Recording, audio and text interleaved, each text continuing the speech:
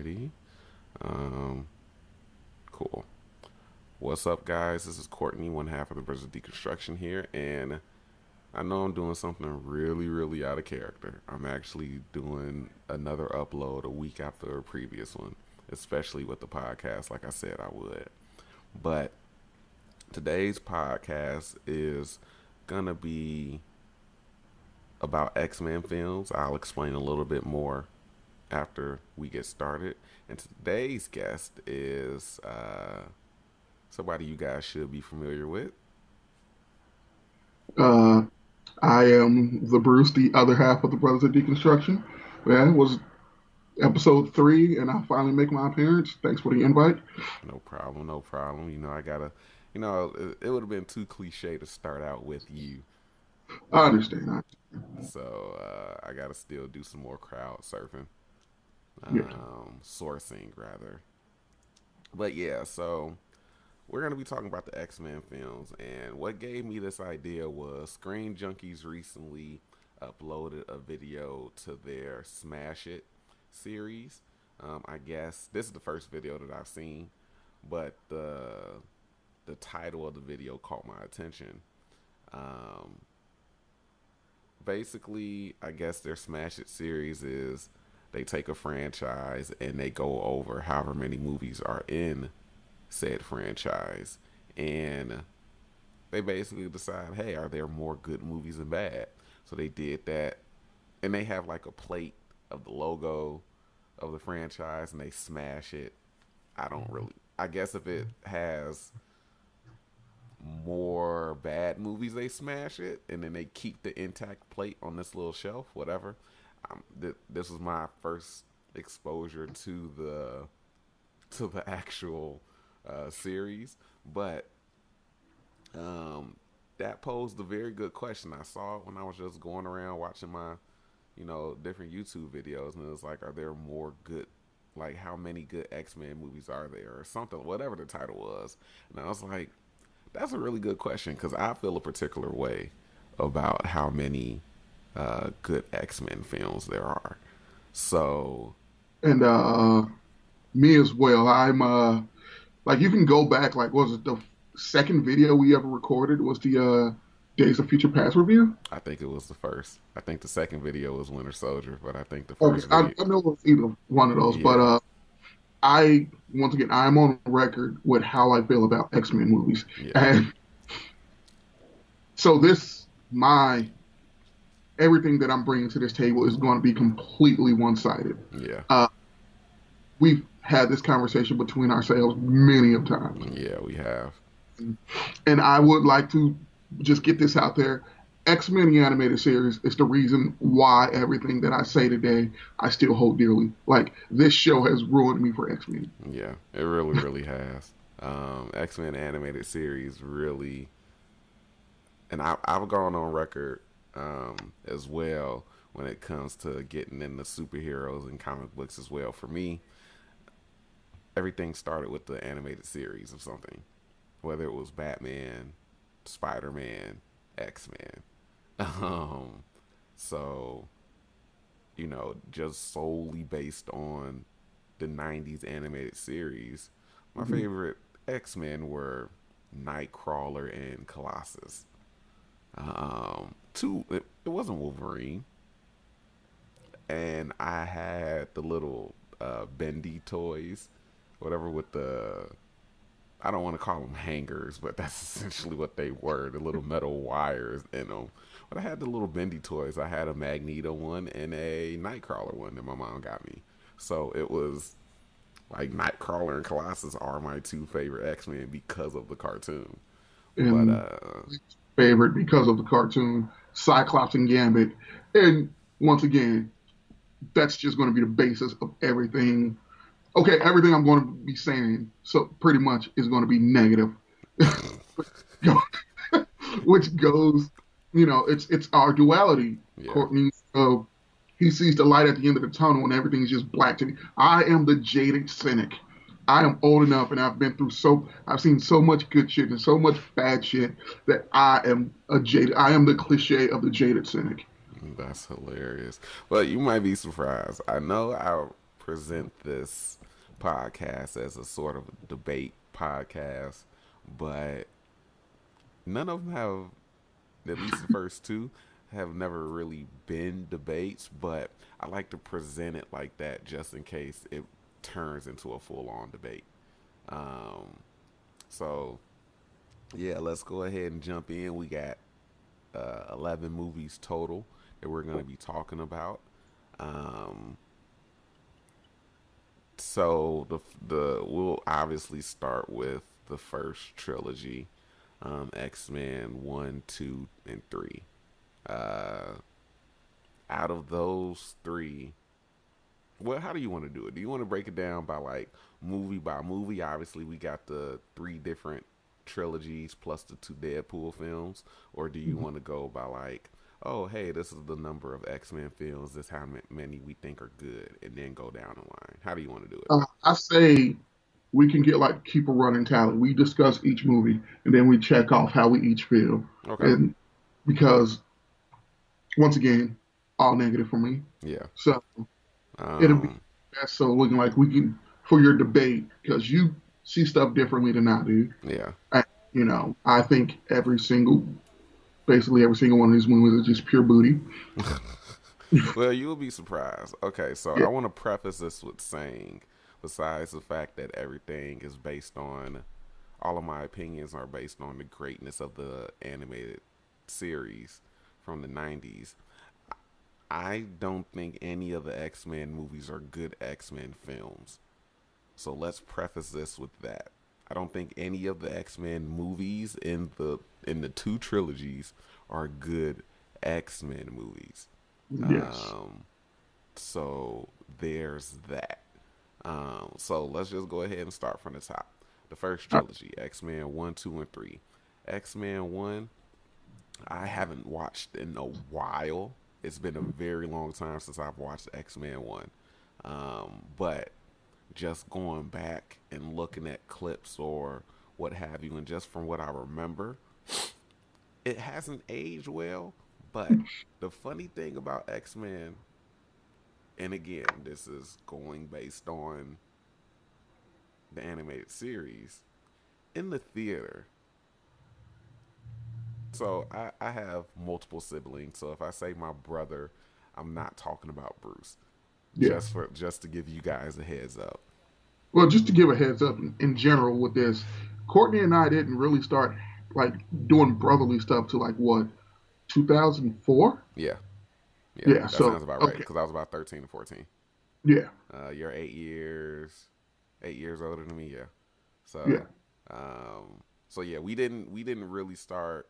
Obvi- that's gonna sound really really bad.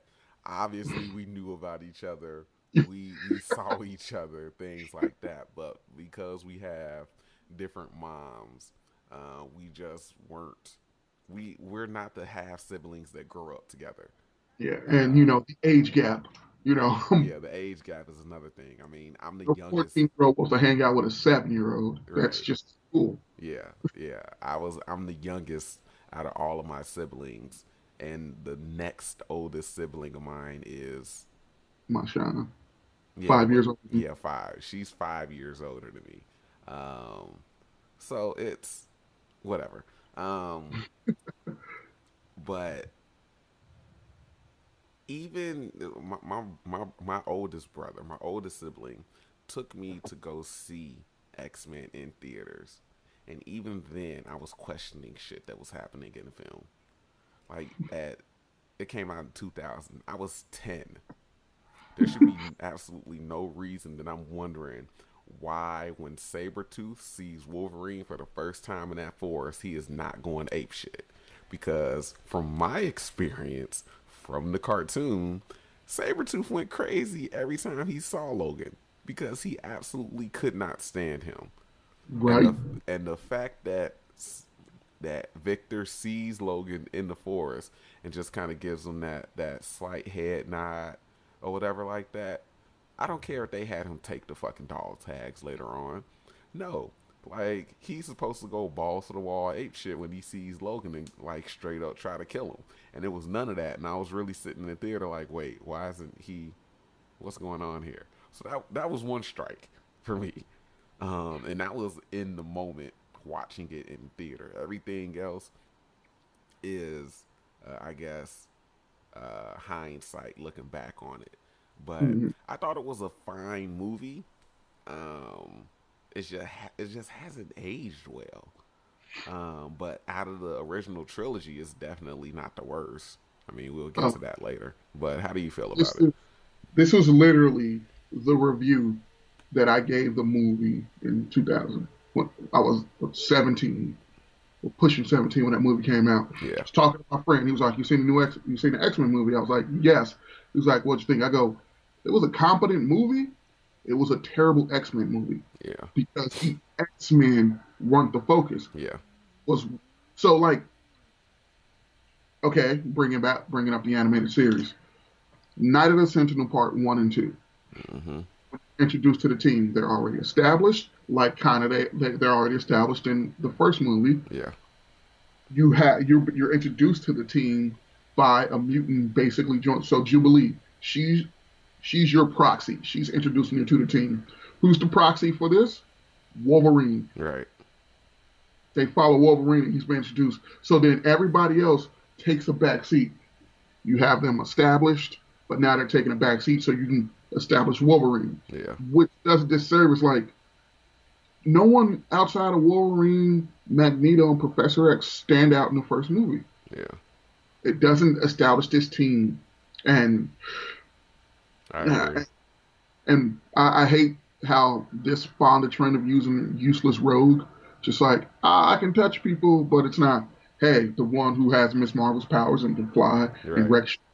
But competent movie. It was a terrible X Men movie. Yeah. So as far as it been with the X Men, I don't. It's not that good of a movie. Yeah. Yeah, I agree. And we will get to this subject a little bit later. But yeah, the fact that Wolverine was the audience was the audience eyes to this entire world. It was weird that we didn't learn more about the team and Yeah, Magneto, Xavier, and Logan. Nobody else besides them, like you said, stood out.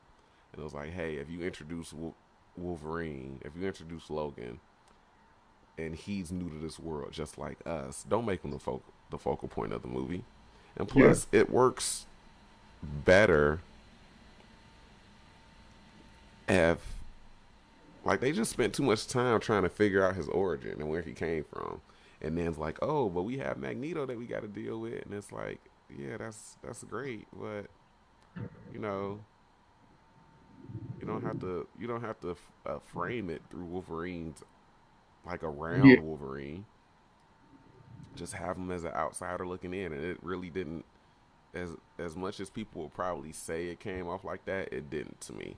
So Like I believe you could have gotten that across even with Wolverine still being part of the team. yeah, You establish Wolverine as part of the team, then you establish like he doesn't know who. Like once again, if you have Rogue as that character, you know, the outsider looking in, you can use her eyes because once again, her she doesn't have the type of powers that dictate she's a combatant. yeah, So you could just have her, oh hey, this is a mutant, she just discovered how, brutal her powers are.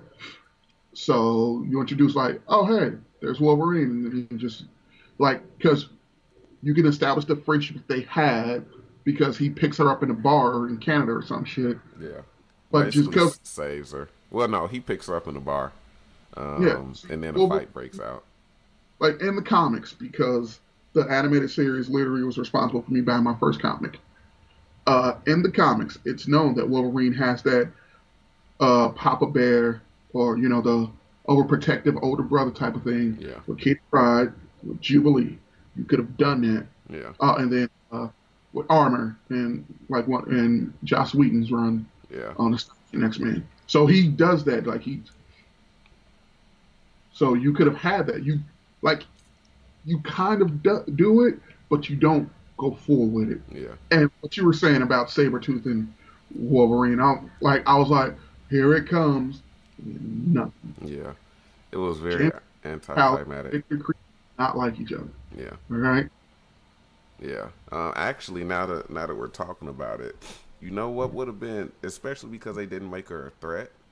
Hmm. And this is gonna sound like I'm making a joke, but I'm really not. They could have easily. I mean, we've said this for so long that they turned Rogue into Jubilee Yeah. because Jubilee was Logan's kid sister or almost daughter in the animated series. They could have easily substituted Rogue for Jubilee in the first movie because Yeah. they didn't give Rogue her. You saying they didn't give Rogue her combative powers, her Miss Marvel flying and super strength and everything like that. Hmm. They could have easily used Jubilee in the movie and then framed the movie through her. Because Yeah. if you look at it, Logan and Rogue are the new people to this entire world and everything like that. They could have just used Jubilee. Now that I think about it, it makes way more sense to replace those two characters and then just frame it with, oh yeah, Logan picks her up, saves her. They both run into the X-Men, but now she's seeing they're framing it through her eyes and we're looking at everything that way, and Logan is just like a side character. Hey, he doesn't play well with others. Okay, that's him. He's a loner. Things like that. And And then, that, to me, that would have been driven home a little bit better if he was already on the team. yeah, Can't have like introduced like, oh, it's one of his personality traits. He's a loner. Why yeah, is he even there? Now yeah, you have a team and it's just like, yeah, he's a loner, and you can see like, hey, you do a fight, he just literally runs off in opposite direction to fight other people. It's like that's not part of the team, bro. yeah. No, I agree. So yeah, overall, it's not the worst movie. Like you said, it's a competent film. It's not a good X Men movie, but none of them really are. Which, Um, since we're judging them as X-Men movies, this yeah, is the movie to me. yeah. But it's definitely not the worst out of the bunch as far as like being bad X Men films. Very true. All right, so yeah, we'll just throw X1 into the not good side. Well, as X2 I'm going to start calling that, we're throwing that into the dumpster. off the backboard. Well, no, we ain't gonna do no off the backboards yet. We got some that we gonna do those for. I need a soundboard. Uh, X2, X Men United. I'll let you go. Okay, now from the original trilogy, this was touted as the best X-Men movie. Yep. And to me, it is on par with the first one. Mm-hmm. And I give this because they, the first one, they did not establish Cyclops at all. They just told you he was the leader. Mm-hmm. So, and the second one, all right, he fucking disappears throughout this movie, the leader of your team. And Wolverine becomes the de facto leader. Which doesn't And make any sense. yeah, and nothing is like everything just goes the way that it should. Just nothing different. They introduced Nightcrawler, which is one of the best introductions in cinematic history. Yeah, it I will. is. Yeah. The Nightcrawler White House scene makes this movie watchable repeatedly, Yep. and I And it, will stand by that. I will turn that movie on right now, watch the entirety just because of that scene, yep. and I fucking hate this movie Yep. with a passion because of what they did to fucking Cyclops. Yeah. And the funny thing about that is that I think, especially in Screen Junkies video, people talked about the opening scene, the White House scene. I think most people rate X2 as like a super like the one of the best movies in the entire franchise because of that opening scene. Yeah, Um, yeah, that opening scene is probably right up there with Blade's opening scene in the Bloodbath Party as one of the best opening scenes in like comic book movie history. Like that is one hell of a way to start a movie off. yeah, And it displayed his powers perfectly. Just bouncing around the room, going from room to room, down the hallway, just kicking people's ass. And it was like, yeah, I can believe that. I can believe this dude is a threat. Absolutely. yeah. And then, you find out he's brainwashed, all this stuff, and it's like, okay, that kind of makes sense, especially when they show how religious he is, which again falls in line with the animated series to me. Which falls in line with the comic, but they did Yeah. not do it as well Yeah. as the comic. And like the Nightcrawler episode of X Men. Okay, I recently finished previously on X Men, the book about the creation and everything that went into the making of the series, Yeah. and Eric Wald, the like head writer for the series and overall story editor, he talks about that episode and how their standards and practice person, like how everybody sat down to get this right, and how it stands out. Like I am not a religious man, Mm-hmm. but through Nightcrawler, I can get why someone might be religious. Yeah. And that episode, at I was like, I don't know, like maybe 9 or 10. That episode is like, here, this is why some people are religious, which is why I don't have a problem with people with Yeah. religion, even though I am not one of them. Yeah. They so basically the animated series is basically a 5-star meal, like T-bone steak, entree, and everything. Yeah. And the introduction of Nightcrawler's religion, so it's like, here, have this microwavable burrito. Hmm. Like you get that he's a religious character, and you can kind of see why, but Yeah. they don't handle it with the grace and everything. Yeah. Yeah. They, But that White House scene, though, yeah. Yeah. That White House scene does make the movie. And and one thing that they were talking about in the video was I can't remember if it happened in the first movie. Maybe it happened in the second movie. But the attack on the mansion. oh yeah, that was this one. Yeah. The attack on the mansion, they were like, it was so good to see like Wolverine go like full berserker, and I was like, was it though? Because that wasn't. I'm not saying you had to add the R rating or whatever Yeah, like that, but that definitely would have helped. But even then, it just didn't seem like yeah, Hugh Jackman yelling and stabbing people. I guess that's berserker mode. But I mean, if you compare but it, but it's funny you think because about it, that's his power. yeah. But the funny thing about it is that if you frame X2 and Logan, like when Logan came out and that scene where he's running through the woods, he basically takes the power up and he does go full berserker.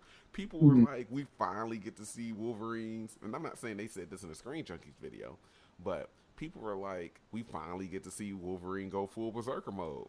And so it's like, guys, pick a berserker. You either picking X2 or Logan. Like, you And, can't. and there was one in X3 too when he was in the woods, like Mm, the so that's right. Logan has the best berserker scene. Huh? Um, I have to see Logan. yeah. Uh, and I will tell you why when we get there. Okay. Um, but yeah, X2. I've said for a long time, out of the bunch, Hmm. out of the again, none of these are good X-Men movies, because even X2 focus more on Wolverine. Yes, which is why I believe they took Cyclops out so they can go because once again, you have it on note that Cyclops is the leader of the X-Men. Yeah. You get rid of the leader, you can put Wolverine in, and now he literally is your start of every movie. Like my Hmm. friends back home, we have this running joke where we call it Wolverine, Wolverine 2, X-Men United, Wolverine 3, Last Stand, Wolverine Origins, Wolverine. Like Yeah. they're all centered around Wolverine, so they're Wolverine movies. Yeah. And by them giving some they're showing Logan and the Weapon X facility. What was the need for X-Men Origins Wolverine? Which once again, I'll go into depth because Yeah. you introduce Stryker and Lady Deathstrike. Man, fuck Lady Deathstrike in this movie. But hey, she has a healing factor. Like that's not her fucking power. It's not. She's a cyborg. Mm. But I can see why they went with the decision to make her basically a clone of Wolverine. Um, I can see why. Probably would have been too complicated doing like the cybernetic enhancements and all that bullshit. So it's just easier to be like, hey, we'll give somebody with a healing factor, animanium, claws and shit like that, like Wolverine. So it'll be but it's a woman, so it'll be an interesting fight. It was kind of our pre X 23 Yeah, but thing, but I'm not saying it was good. I'm not saying I liked it. It was kind of like a cool fight scene, but for me, by them just making her like a female Wolverine, you killed any type of development you could have had. yeah, You could have told a better story with, hey, we didn't have a mutant, so we engineered a human. right. She's basically like you. She's not a clone. We've given, that's Mm-hmm. Deadpool. Like we've given her a healing factor. She's like her flesh is now like adamantium and blah blah blah. I was like, oh, that is a badass character because you just told and you could have not changed anything about this character on screen. Just give her that backstory. Yeah. And I was like, okay, because I feel like Kelly Who was wasted in this movie. Oh, absolutely. Kelly Hu was absolutely wasted in X2. Um, but yeah, once again, this is a Logan censored X-Men movie. And even in this one, another thing that had me questioning it in the theater, the fact that the interaction between Nightcrawler and Mystique, and they were sitting in the woods and they were talking. Right? And I was like, so, he's asking her, hey, you look just like me. And I'm like, yeah, that's because that's your mom, Kurt. That's your mom. And they just didn't have any interaction. And I'm up to like, so is that not her son? I don't understand. I'm Mm. trying to, I'm trying to figure, like, this is very, very simple. You don't put these two in a movie, have them interact, and then not mention, oh, yeah, I might be your mom or anything. What? I don't. That was wait. That was a And that was a wasted thread. and then the bright spot of this movie that I will give is the turning of Pyro. Mm, Basically, his heel turn. yeah. Like, because you could see it. Like, hey, it's like this dude isn't really stable. You know, Mm-hmm. but you can also understand it. Right. You can And then you have absolutely him, understand it. and That. then you sit him down with Magneto, and he explains it to him, and be like, yeah, if I was him, I'd be conflicted too. But he's just like, nah, I'm just going with it. Like, but that makes sense. That's an interesting character arc. Yeah. I Not, I hey, we're will going to give find out them. what his origins, and it's just like, I will really? give them that they did a good job in the first movie of kind of setting up Pyro's turn. Mm-hmm. Um, but yeah, not much else in this movie is really all that. I still give it solely based on the Nightcrawler scene. Though I still say out of the original trilogy, it is the best. But it's like, hey, the if you're shining a turd, I guess it's the shiniest, It's still a turd. right? I guess But and then out of all of the shit, it's the best piece of shit. and the shoehorning of the Phoenix into the end of this movie. Oh my god, Uh Cinematically, they can't seem to understand this they entity. they don't. I don't get it. I won't lie, I was excited seeing that shit in the theater, but then seeing it, especially how it played out in X3, nah. Okay, so remember when we went to see Rise of the Silver Surfer? Just how we were audible, just angry at the movie. Oh To Jesus like Christ, everybody around us is just like, what the hell is going on? That was me for every X-Men movie I saw in theaters. Like, for that's the first three movies, I was just like, the fuck? What? No, just no. yeah, that's So fucking hilarious. yeah, but when I was especially with that Phoenix ending, I was like, are they giving her the Phoenix Force already? What do they think it's part of her? Yep. I was like, oh, and then Last Stand happens. I go, oh, so they do think it's part of her. They Yeah. just completely ignoring the fact of how many other people have the Phoenix power. Yeah. I don't. It doesn't seem like they seem to understand how the Phoenix Force works, but whatever. Um, But yeah, as a rating, I give this dumpster fodder as well.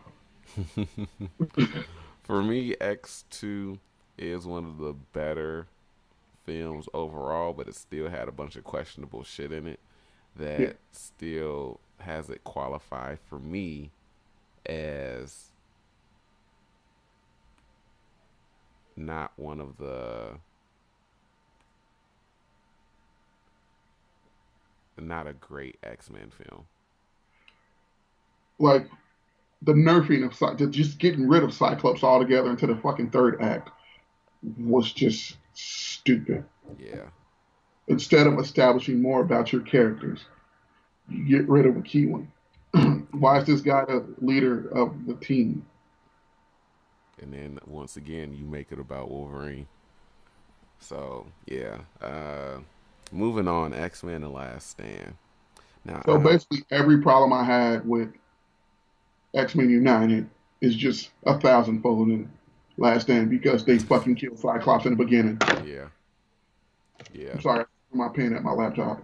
Um, no, the funny thing about X3 is that again, I was X3 came out in what? '06, something Uh, like that. I think so. It was yeah, '06. Yeah. So 16-year-old me didn't think that it was a bad movie.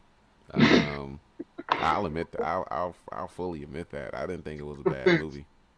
16 is an age where you like a lot of dumb shit. That's a very good point.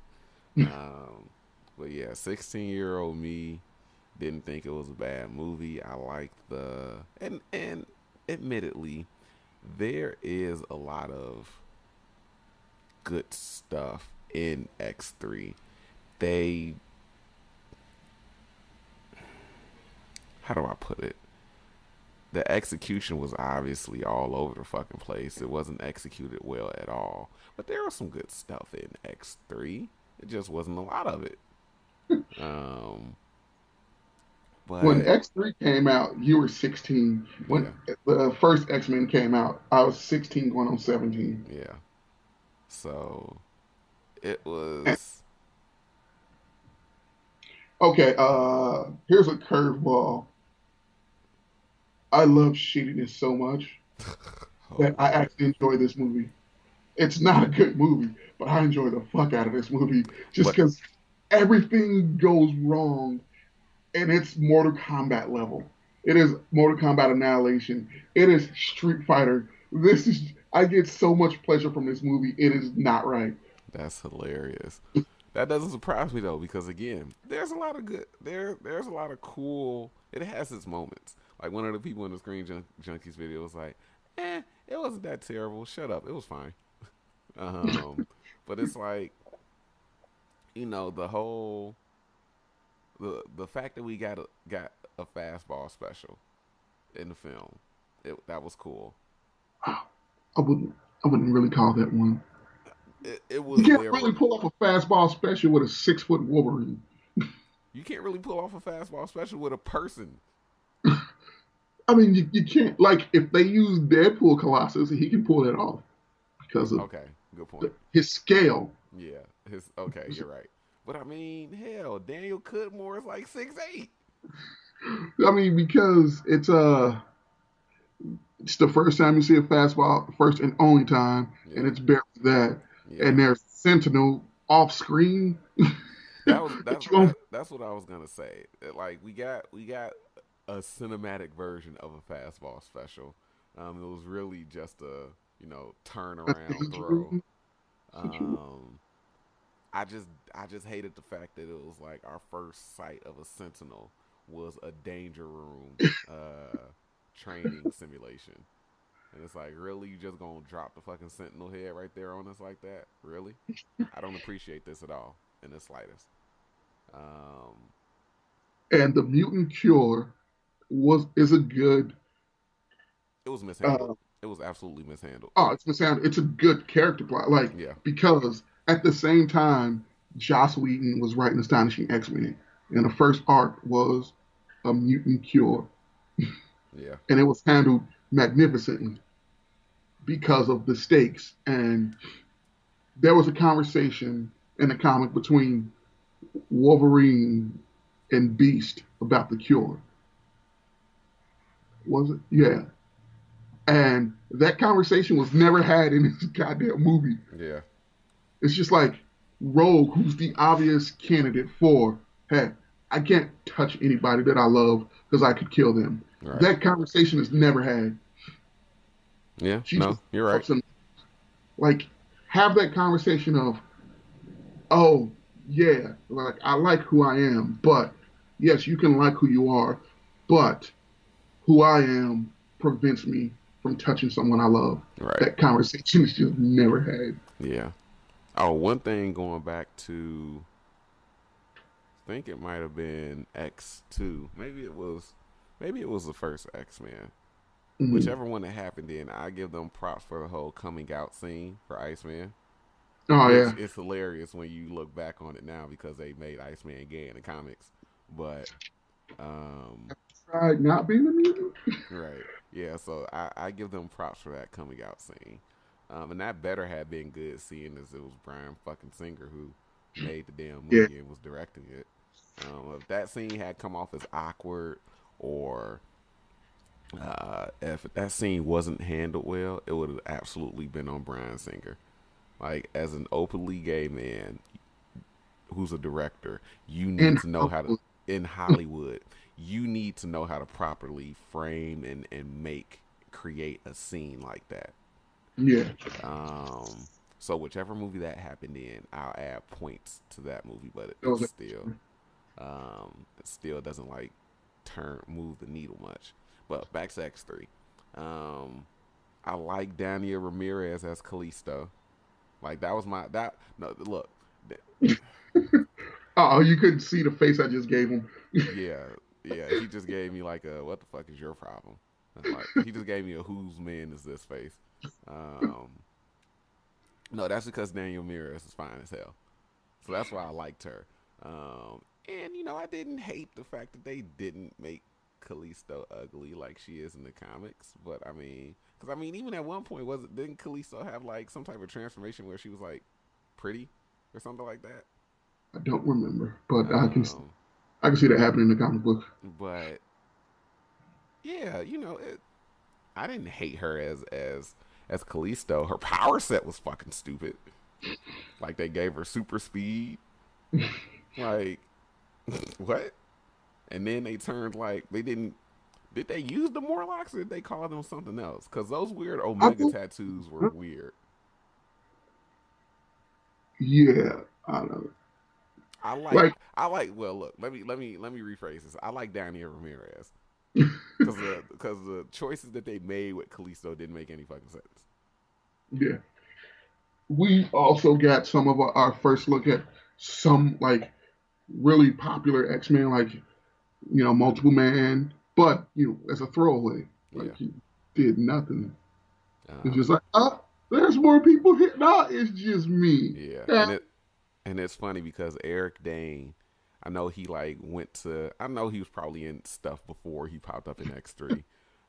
But since he's basically known for being McSteamy on Grey's Anatomy, and I was like, hey, that's multiple man. Like there are certain actors who will always be their roles that I know them from. Like Michael Keaton is always going to be Batman to me. Um, Jack Nicholson is always going to be Joker to me. Things like that. So when I see when I saw Eric Dane pop up in Grey's Anatomy, and I was like, oh shit, they got multiple men in this bitch. Okay. Um, but yeah, you're right. We got to start seeing some other characters. In the theater, when I saw X3, let's get this out of the way. Juggernaut was terrible. Like the yes. whole fake suit with Vinnie Jones, it was just a horrible casting choice. Um, And then they made him a fucking mutant. Like, yeah, what? yeah. I think even then I was like, that's not how that works, is it? Um, And I don't like this the cinematic franchise getting rid of people's personal relationships. yeah, Like Juggernaut's here, but he doesn't know who Professor X is. yeah, Sabretooth is here, but him and Wolverine don't know each other. yeah, Look, it's Mystique and Nightcrawler. They don't seem to care. yeah. Like what? That's a very big reason why I don't like any of the movies, any of the original trilogy of movies. It's like you cannot have interactions like these and have put these characters in these movies without acknowledging their relationship from the comics. Especially when they're on the opposite sides of the same debate. Yeah, Like, yeah, like um, you have it with Professor X and Magneto. They used to be friends, and now they're they're on the opposite sides of the same debate, and it's just like, okay, now what happens if some of their underlings know each other and just like, oh hey, Yeah, what happens when Mystique sees Nightcrawler on, hanging out with the X Men? How does that make her feel? yeah, Or if they would have even used the whole she was Rogue's step's adoptive mother, that could have been an entirely different story that they could have used. And even then, what happens if you see? Well, in the first movie, what happens if you see your adoptive daughter, your daughter fighting with the enemy? How yeah. does that make you feel? And then the next time you run into this team, you see your son, your own flesh and blood son, fighting with the enemy again. How does that make you feel? Like they dropped the ball on a lot of relationship stuff.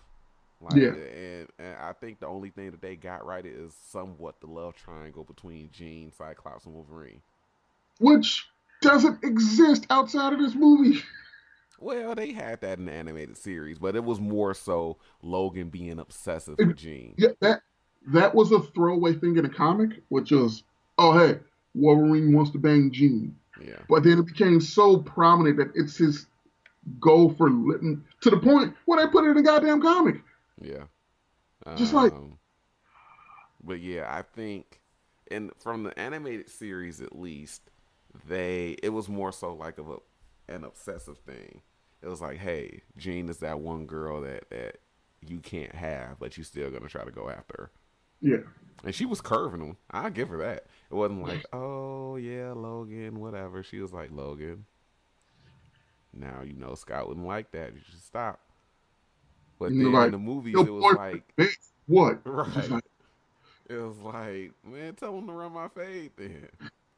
Like, they made Gene much more okay with the possibility of cheating on Scott. yeah, But yeah, X3 isn't out of the movies. X3 is still probably one of the worst, but it's not the worst. In my it's the opinion, worst, it's the but it's worst the out of most enjoyable. it's the worst out of the original trilogy, but it's not the worst out It's of the the entire most franchise. enjoyable of the original three. Um, all right, moving on. After X3 came X-Men Origins Wolverine. That shit sucked Well, from I'm not top to going to dwell bottom. on this movie. Yeah, There's nothing to say. It was a fucking train wreck yeah. from start to finish. It was an absolute train wreck. The whole It I watched that after it leaked, like the pre-finished movie yes, leaked, and I was yes. like, oh, It's like this is even not. finished. I don't think this can improve. Yeah, I was like, oh, this is so bad. And then you saw it, and then you saw like actual clips and the claw CGI. Holy fuck! Oh, I cannot believe that somebody let that get through. oh. I don't know what they spent the money on that they couldn't polish the the CGI. Like the green screens were bad. Like even in the Screen Junkies video, one of it was Roth Cornett. She was talking about the green screen and she was like, "Look, put an explosion behind me right now." And you saw like an explosion. She was like, "That green screen in the movie was worse than that." And it was bad. Like that walking away cool ass explosion they had Logan do, that shit was terrible. Uh the My claw second CGI. favorite um, X-Men of all time, Gambit, is in this movie, and I just remembered he was in this movie. Yeah. That was a waste. And even in the video they were like that's when they tried to make Taylor Kitsch a thing.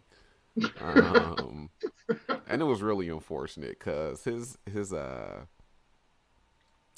Creole accent just went in and out and he just gave up after a while. And you could It was tell. like Halle Berry's African accent. Oh Jesus! And then they played when they were talking about the first one. They played that terrible ass line of dialogue. You know what happens to a toe when it's struck by lightning?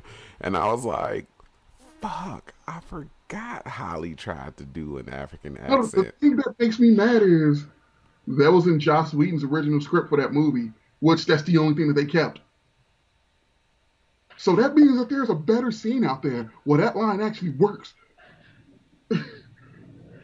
I just,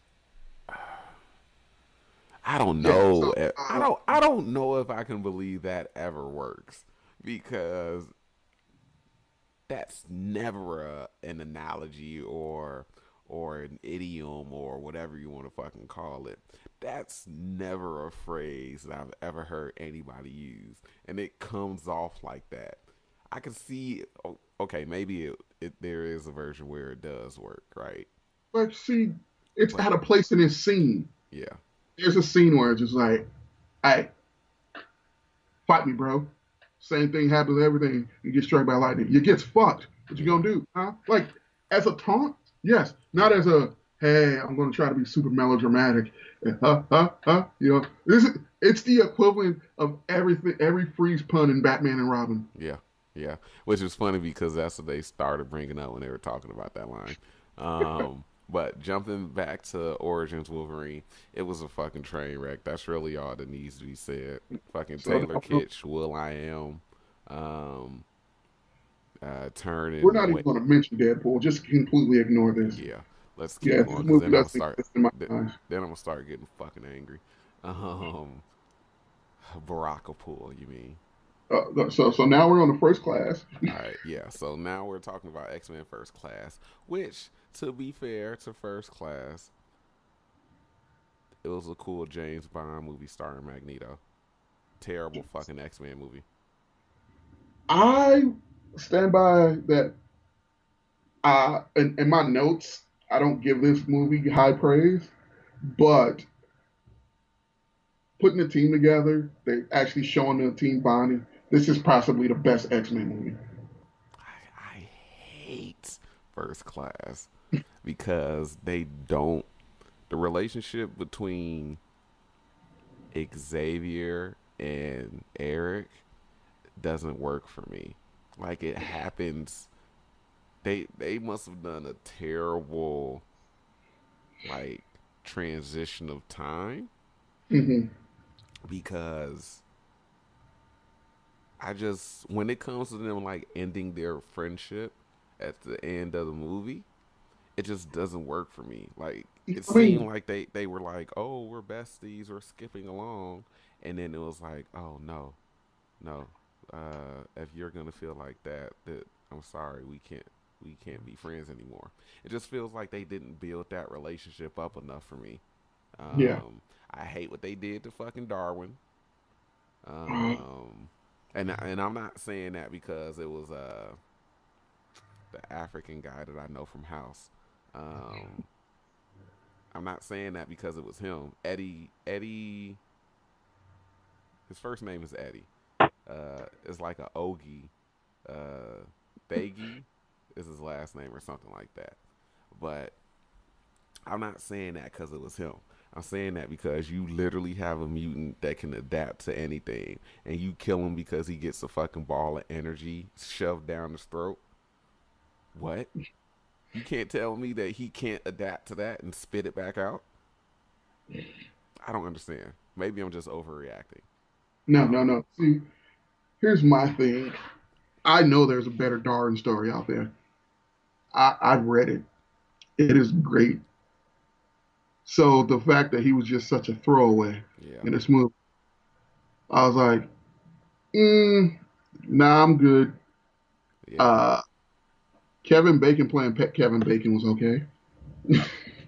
You know, I didn't hate Kevin Bacon as Sebastian Shaw, but I did. Once again, it's just Kevin Bacon playing Kevin. It's like how Robert Downey Jr. only plays Robert Downey Jr. now. mm. But you know what's That's funny about the whole Robert Downey Jr. thing is hmm, that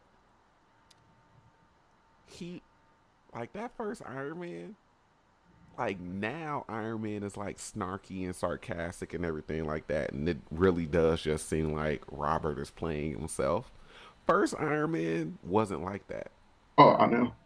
and Which is that's why I say he's just playing himself now. yeah. And I was like, it's hilarious to look back on that first Iron Man, and it was like, yeah, was he snarky? Was he sarcastic? Was he an asshole? Yeah, and the character has grown. Don't get me wrong, the character has grown in the movies. You can tell that it is him playing Tony Stark now, but I think so much of like what we like and what we see in the highlights about Tony Stark are from Robert's like being so fun Yeah. and happy and whatever adjectives you want to apply to him. But I saw a clip of the first Iron Man watching some video, I can't remember what, and I was like, damn, it's really weird to like see this and it be like, yo, that's not peak Robert Downey Jr. So we're talking about far superior movies now. We got to get back to. Yeah, I don't see, but I hate. Hey, this is a podcast. We're allowed to trail off. Yeah, yeah. Technically, there is no time limit. I want to keep it under 2 hours, but if it gets over 2 hours, hey, it It's works. us. We can get this. We can go for like 6 hours. Because guess what? Oh yeah, because one of the channels that I follow, that reads like creepy stories and scary stories from Reddit or whatever like that, they Mhm. uploaded a 6 hour video. I'm not even gonna click on that shit. You think? Because I'm the type. The reason why I want to start doing a podcast is because I'm the type that plays videos in the background when I do stuff. There's no way in hell that I'm gonna just play a YouTube video for 6 fucking hours. I'm sorry. I'm sorry. I'm just sorry. But anyway, um, first class, I hated. I just hated Yeah. the relationships. I hated the fact that um, it it just See, a for it lot to of be a stuff in first class didn't work for me. That's why I don't like for it. it to But be a prequel and set in the same universe, they completely ignore everything that's come before. oh yeah, absolutely. That was another thing. It was like, guys, this doesn't make any fucking sense. Which, when we get to the next movie, we understand why they made that next movie. But yeah, January was an awful Emma Frost. yeah, January Jones was terrible.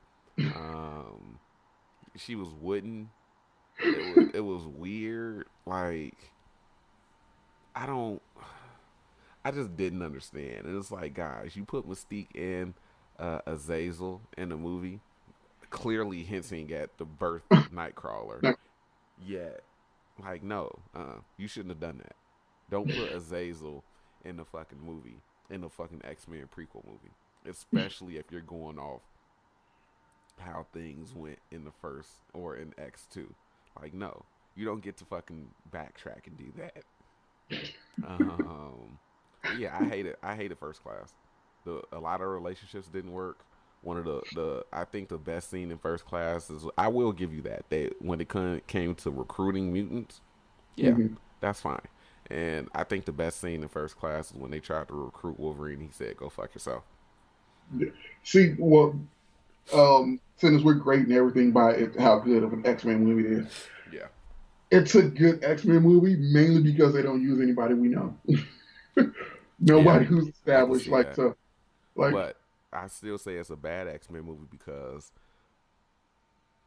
of the decisions that they made. It's funny how we talked about them ignoring relationships, yeah, whether it be familial relationships or romantic relationships or what have you, and they basically make Mystique Xavier's adoptive sister.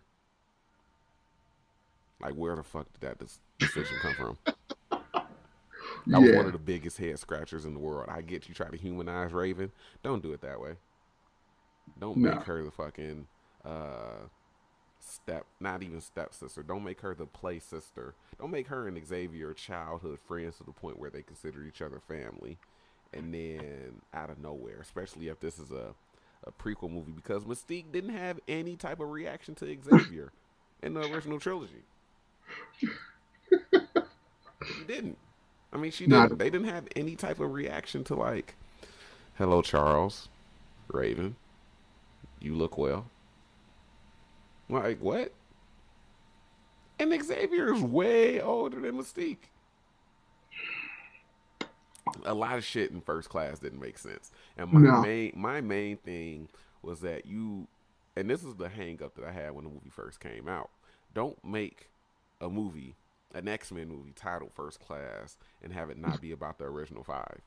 Yeah, the fact that you only have one and the brother of one, Yeah. Yeah. we got Beast, all right, and you And got Cyclops' brother. yeah, who's younger in the comics, but they made older for the movies. Uh, now I love Havoc. Havoc is one of my favorite characters Yeah, in the X Men universe. I don't remember him in this movie, yeah, and for that's some. the thing. Like that whole scene when her with her bonding, and Sebastian Shaw shows up and just and kills Darwin. Hmm. Like that is one of the best scenes, X Men scenes in But this entire but it franchise. was so corny how they were coming up with the names. No, I'm not talking about that. Oh, I'm just okay. talking about how they're getting along. Like, hey, Yeah, we're all mutants and we're doing this thing. Like, because before they even, because it's not really like, hey, you're here to fight. It's just, hey, we're here to teach you how to do your abilities. yeah. Just like, oh, hey, we're all young, attractive, and whatnot. So it's like, hey, it's the bonding that you haven't seen in an X Men movie yet. Yeah. That bond that, oh, because out in a world where you're by yourself, your powers are new to you, you fucking ostracized. Now you're surrounded with people who are like you, who are going through the same shit as you. You have that's some ground for you to bond with, and that was missing into that one scene, and then it's ruined by the dumbass names. Yeah. No, you know what? I can agree with that. I can absolutely agree with that. But I still hate First Class. I, Again, and this came because of how shitty Origins Wolverine did. yeah, Because there was originally going to be X Men Origins Wolverine and X Men Origins Magneto. yeah. They took some stuff from the Magneto script and used it for First Class. So I argue with anybody on Twitter, in person, wherever. I argue with anybody. The X Men Origins Magneto stuff, which was James Bond, mutant Jewish James Bond, Mm-hmm. that part of the movie, like Magneto hunting Nazis. That's the movie I want to fucking see. But that all came Eric from the Flinter, yeah, Nazi that hunter. right, Eric Lyncher. Nazi hunt. Wait, no, let me say that in my narrative voice. Eric Lyncher, Nazi hunter. Like That's the one you want. that's the movie that I want. Um and who knows if that would have been an accurate fucking X-Men film, but I mean, hell, at that point, I can totally see Magneto at some point in his life going back and just hunting down former Nazis. I can absolutely believe that. I don't care if it happened in the comics or not. I can absolutely believe that because I do the same thing. I Well, do yeah. the exact same thing. But all that shit with Eric, cool as hell. Hunting down Nazis, taking the coin from actually no, I take that back. The Logan scene wasn't the best scene.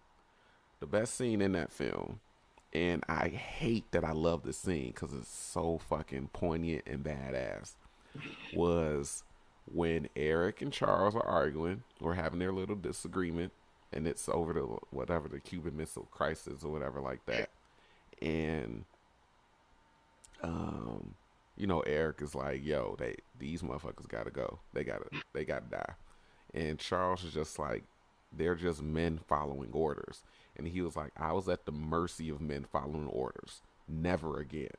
That's absolutely the best scene in that film. Yeah. That's probably one of the best scenes in the X Men franchise, to be quite honest. And And it gives you insight into Magneto. It was like, exactly, it's very very simple.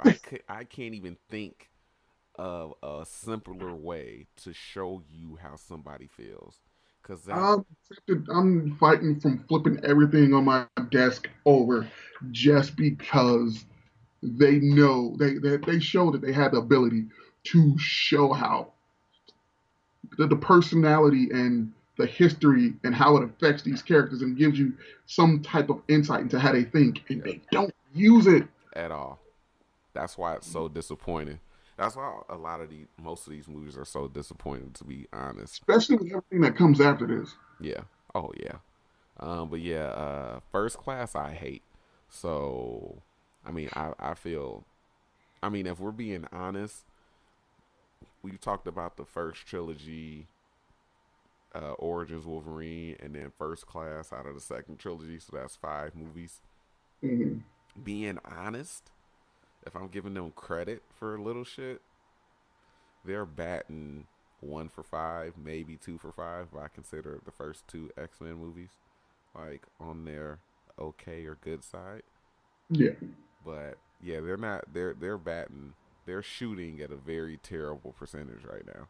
Hey, everything that we've discussed so far is in my notes as in a dumpster. Yeah. So No, I completely much understand. as I This, like the X-Men moments from First Class, it's not a good movie. yeah, no, no, Not a good X-Men movie. no, There's a good X-Men moment in the movie, yeah, but it's not the no. yeah, yeah, absolutely, yeah. I can agree with that moment, but overall, I just can't forgive it for not being a good X Men film because none of the relationships work for me, like I said. But I can understand they're scoreless or they're hitless right now for you. They're 1 for 5, maybe 2 for 5 for me. Mm-hmm. So after First Class, we got Wolverine, I believe. Or did Wolverine come out after the day? No. No, it's the Wolverine is the Yeah. next movie. Yeah, the Wolverine. Just like they said in the Screen Junkies movie, Wolverine probably is the most forgettable film in the X Men franchise. It's so forgettable that I forgot it came out and I forgot to watch it. Yep. How do you get a sequel after Origins? Because it's in the X Men franchise. But still, it's like if And you Origins got to is remember, so bad that you had to revamp or retool your Origins Magneto, why would you go with a sequel? but you got to remember, it's still Wolverine at the end of the day, and True. Wolverine was the draw of these films. Yeah, Origins Wolverine was absolutely, it literally was a dumpster fire of a movie. But at the end of the day, it's Hugh Jackman and it was Wolverine, man. Like, yeah, that hey, give him another movie. Cool. Just make it better than fucking Origins. And Which isn't that hard to do. You could have had Wolverine driving across the country with a talking dog, and it would have been better than Origins. probably, but the funny thing is that I don't hate the Wolverine. Hmm. Is it a great movie? No. Is it a bad movie? No. It really is somewhere in the middle. It's an okay film. It's there. The Wolverine was a solid movie up until the third act. I wouldn't know.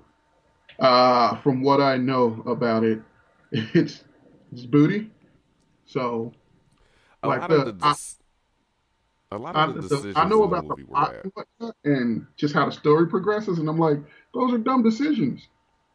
Yeah, no, a lot of the decisions in the movie are bad, but like I said, the movie is solid up until the third act Mm-hmm. because it starts out uh he's and the timeline in this one is weird too because it takes place after the original trilogy. He's in Japan. He's weary, older, um, and Jean has died, so he's kind of reflecting on that because she even pops up at some point during the movie, in a dream or some shit. But he saves some Japanese guy in the war when they dropped the atom bomb on Hiroshima and Nagasaki. He saves some guy, goes about life. Um, I guess the granddaughter or some shit like that, like comes and finds him. He's like a hobo and shit. Um, she comes and finds him, cleans him up, like, hey, somebody wants to meet you. Mind you, at the end of the movie, it's revealed that it's the guy that he saved because he wants to live forever. So they're trying to harness Logan's healing factor, which look, honestly, that makes sense. I understand. You have this guy that saved you fucking 90 years ago who survived the blast of a fucking nuclear explosion. Yeah, I want to find him at some point too if I'm fucking a month away from my deathbed. I try to find him too. Like, hey, go get him and get what's in him. I can Yeah. understand that. But they put Madam Hydra in it because Madam Hydra has two names. She goes by Madam Hydra or Viper in the comics. They used Hmm. the Viper persona, but it was Okay. weird. They kind of made her a snake. Like she had like some weird like snake tongue and she spit acid or some shit. I'm done. Nope. I'm gone. Walking out the theater right now. Yeah, Asking manager so for money back.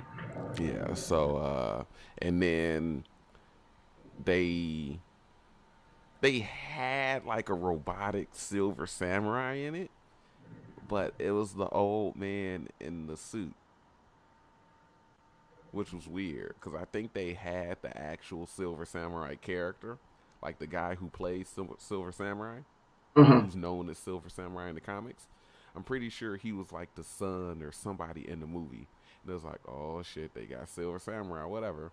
And then it turns out, oh no, the Silver Samurai was that they were talking about is that giant fucking mech armor. And guess who's inside of it? The old man. At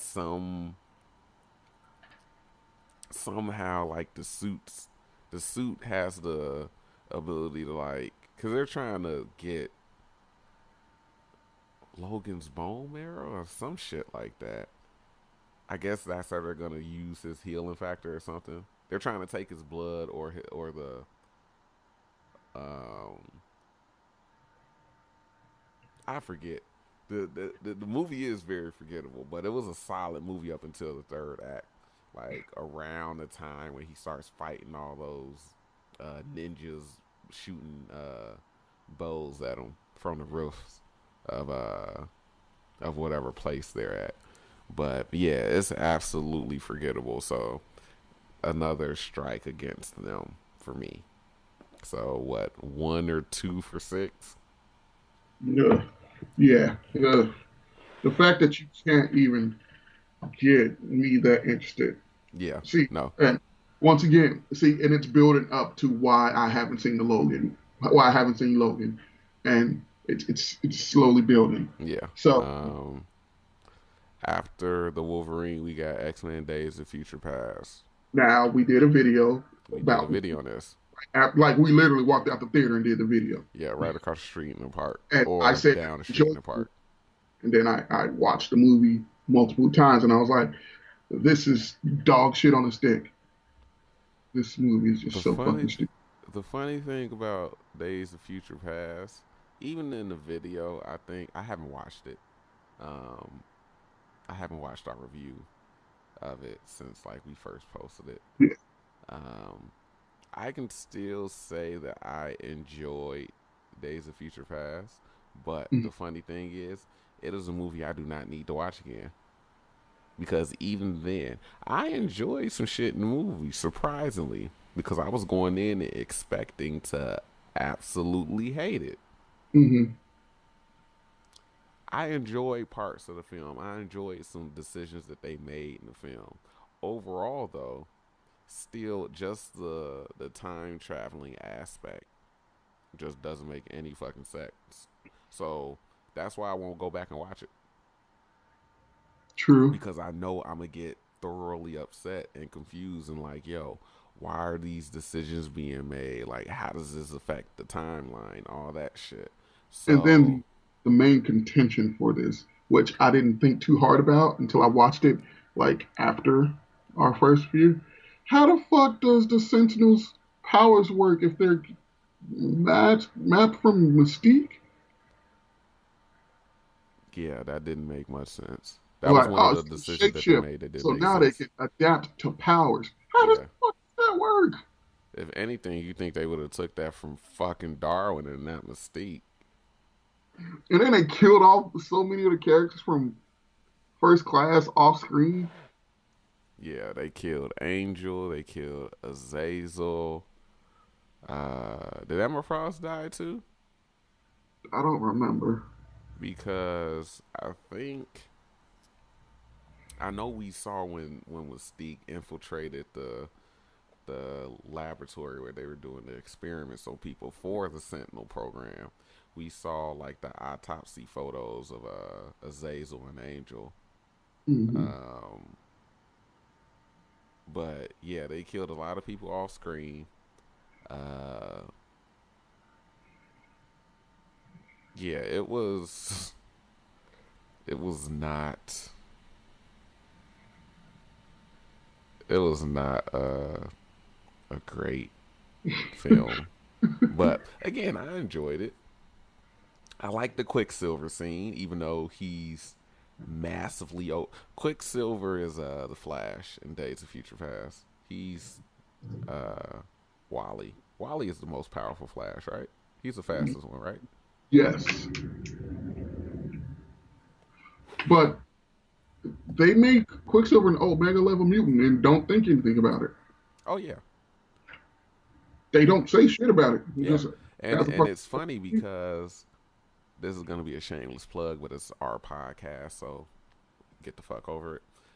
In my video story breaking powers, I mentioned this. Now, a quick rundown for those that aren't aware of what any of that is that I just said. Story breaking power is it's a trope that somebody has the ability, or somebody has the ability that's so powerful that it can literally solve any conflict or solve a story just like that. So in a video that I created, it was a little skit. I go over characters who have story breaking powers, and I go over, TV, comics, film, whatever. And I mentioned Quicksilver because Quicksilver is so fast in this damn movie. Like, I get you shoot the scene to show his powers, but the shit that he did was absolutely amazing. The fact he's running alongside the wall, everything's super slow motion. He's moving bullets out the way. He's like plucking people in the face and then sending them 40 fucking yards across the room. Um, yeah, like, and then one thing that I may or may not have mentioned in that skit, but I saw it in the Screen Junkies video. They go out of the way to put him on a fucking bus and get him out of town because that's how powerful he is. We don't need. They literally tell him we don't need him anymore. Right? They literally say, "Hey, don't do anything crazy. Be safe though." You Yeah, like the Quicksilver scene was amazing, but it made no fucking sense in the context of the story because why would you send him away? Just have him fucking end the movie right now. And I have this running thing. I think it's between me and you that mhm. out of at the time when Logan came out, that might have been what 9, 10 movies. 7 out of the 10 movies were about Wolverine in the X-Men franchise. And this was the first one that wasn't. Hmm. Well, the second one that wasn't. But the funny thing about it, this still wasn't an X-Men movie. So if you Nope. have, Oh, no, so First Class was the first one that they didn't, and it was like, oh shit, we need Wolverine. yeah, First Class was the first one where they didn't center it around Wolverine, but none of the relationships worked. It was like they didn't know how to write without Whatever. centering it around Wolverine. Yeah, Days of Future Past is about Mystique. yeah. Days of But Future Past, and I saw this in the review, and it's the best example that I can even use. Days of Future. So if I'm saying that 7 out of the 10 at the time X-Men films are about Wolverine, Days of Future Past is about the fight for Mystique's soul. That's what I saw in the review. That it was about the fight for Mystique's soul, and I was like, that's the best example that can be said, that can be used, yeah. because that's But exactly it. it's the fight for Mystique's soul told through the eyes of Wolverine. See, I don't count Days of Future Past simply because it made sense to send him back in time because he's the only one that was old enough to be around at that But time. yeah, but still, it's still told through his eyes. So whereas But the person, funny thing about sorry to cut you off. The funny thing about this is that Days of Future Past is what the first X Men should have been because they frame it through Wolverine's eyes and he doesn't yeah, decide. He literally goes around trying to find these people and it's like, hey, I've been sent from the future. I need to get you and some other people together to do this thing so this bad shit doesn't happen. But he doesn't overtake the movie. yeah, In the first X-Men movie, they frame it as he's new to this world, which again, he's new to being sent back in time and having to find these people and locate them. But in the first one, he's new to this world, but they center it around, oh, we need to figure out what's going on with him. And it's like, well, shit, now that we done had 6 other movies about him, we don't need to do that. So it's like, hey, send Wolverine back in time. And he's literally going around on the hunt. And it's like, yeah, Xavier's doing this. Magneto is doing that. This was going on with the team, whatever. This happened to Beast, yada yada. And it was like, why didn't y'all just do that in the first movie? I don't understand. So you're right, the center around Wolverine, but he's actually the audience proxy for yeah, what's going on in the film because he does not overtake the film like he's done in everything else. yeah. So it's but not. So it's still not about Wolverine. It still is about Mystique and the fight for her soul. But we do see it through the eyes of Wolverine. But he doesn't take first. He isn't like the main character. He's just the guy that like, hey, Logan, you've been around for a fucking 100 years. Let's send you back so you can go find us and get this shit settled. It makes sense. yeah, and to me, the coolest scene in the movie isn't the Quicksilver thing. It's the conversation between Xavier's because that just works. Like, hey, you can read my mind and see that I have a connection with Wolverine in the future. Let's have this conversation. That is just a cool scene. Yeah. No. It's a passing of the torch scene. Yeah. Oh yeah, absolutely. That's a great scene too. I like the Quicksilver scene though, but I will agree with you and say that the conversation between Xavier's was a great was probably the best scene in the movie. Um, on like a thematic level. The Yeah. Quicksilver scene is just a cool scene to watch. Hmm. Um, and even then, when Days of Future Past came out in 2014, I still said the Age of Ultron had the better Quicksilver scene. Oh yeah. Most people will disagree with that, but in Age of Ultron, Quicksilver saving those people from that train absolutely Yeah. has more impact. Yeah. Um, but we're not gonna get into that. But yeah, Days of Future Past I enjoyed. I've literally never watched the movie since we saw it in theaters. I have no desire to watch it again. But even going back and thinking about it, a lot of the shit just doesn't make sense. I can understand why people say it's the best. It's one of the best in the franchise, but Hmm. still not a great X. I'll say this is one of the better X Men films, but that's because they don't do a whole lot of. I'll say this is one of the better X Men films because they don't do a whole lot of getting the team together. It's more so, hey, we need to break out Magneto. We need to go get Xavier. We need to get these motherfuckers to make up right now. We need to, and they do the thing that they did in they introduce characters. You know, you get Bishop, you get Blink, but they don't have any personality. Yeah, that is one downside. We don't really get to know any of Well, they got those characters, and Sunspot, like you said, no, I really hate how we didn't really get to know, Bishop or Blink or Warpath or anything like that because yeah, you can attest to this. I got into Exiles. Um, Exiles was some of the first comics that I bought, yeah. but like even when I started like ordering them from Graham Cracker's website and getting them delivered to the house, Mm-hmm. but like Graham Cracker unofficial sponsor. right, unofficial sponsor Graham Cracker Comics. I think they opened up a new location back at home too. It might be one of the That's where I get suburbs. my subscription from. Nice. My comics are shipped from Illinois. But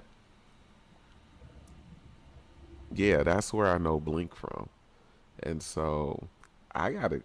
I kind of got excited when Blink was in the movie, but then I was like, they're probably gonna fuck her up. They're probably gonna misuse her. And she was cool. She was useful, teleporting Yeah, people and shit. But um,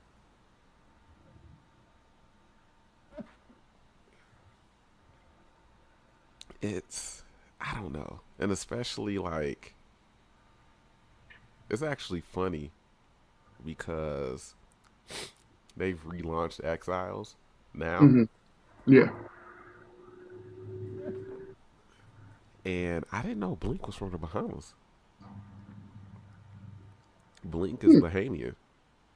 hmm. Um, so I think if more people would have known about Blink, I wonder if there would have been an outcry for them casting an Asian actress in the role.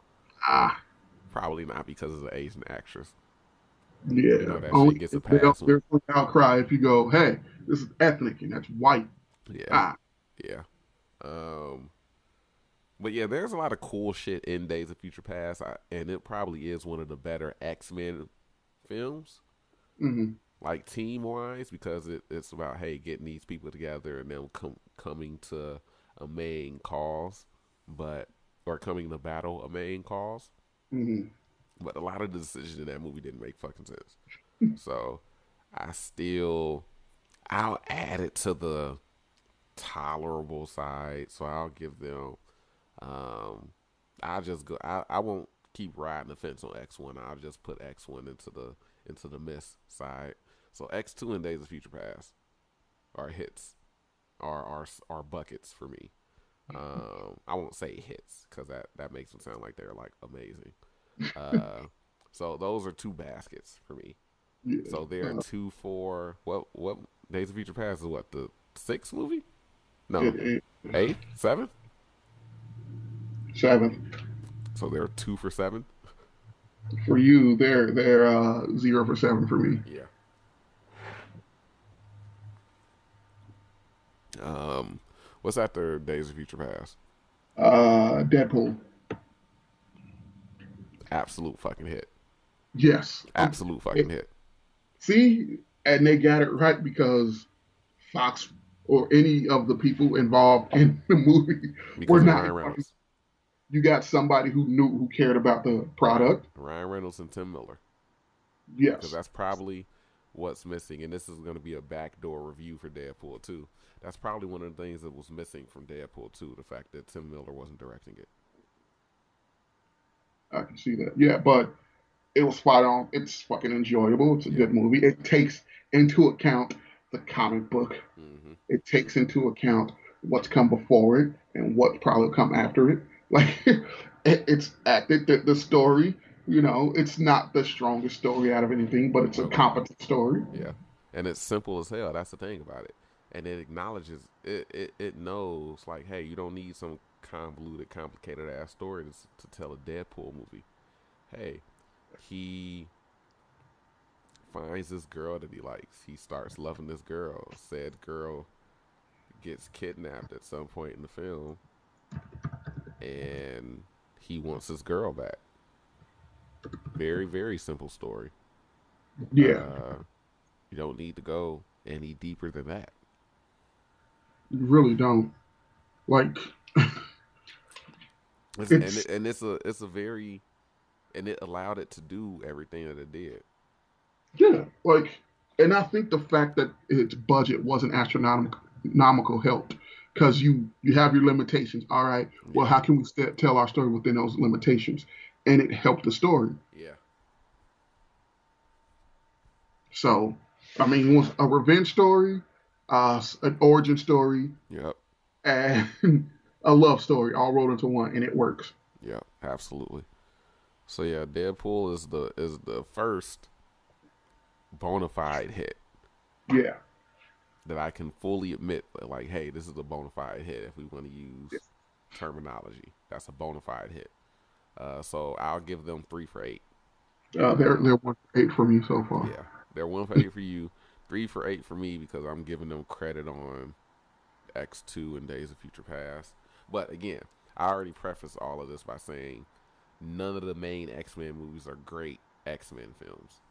Mm-hmm. True. Deadpool is an absolutely great movie, and it's a very competent X-Men film because Yeah, he doesn't it's really involve the X-Men like that, so I can't really say it's a good X-Men movie. But the fact that he runs into the fact that Colossus shows up and Colossus is trying to get Wade to change and to get him to join the X-Men. but he also brings it up like, what, dude? You got this huge house and I only see two of you. Right. What are X-Men doing? Like that makes it a good X-Men movie Yeah. because I would say, hey, they're a superhero team. They have other shit to be doing than to be worried about you leaving. Right. They're not always at home.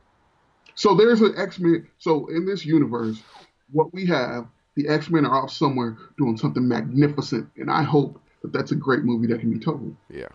No, It's I can not going to agree. be Dark Phoenix. Oh, It is not. absolutely not. Absolutely not.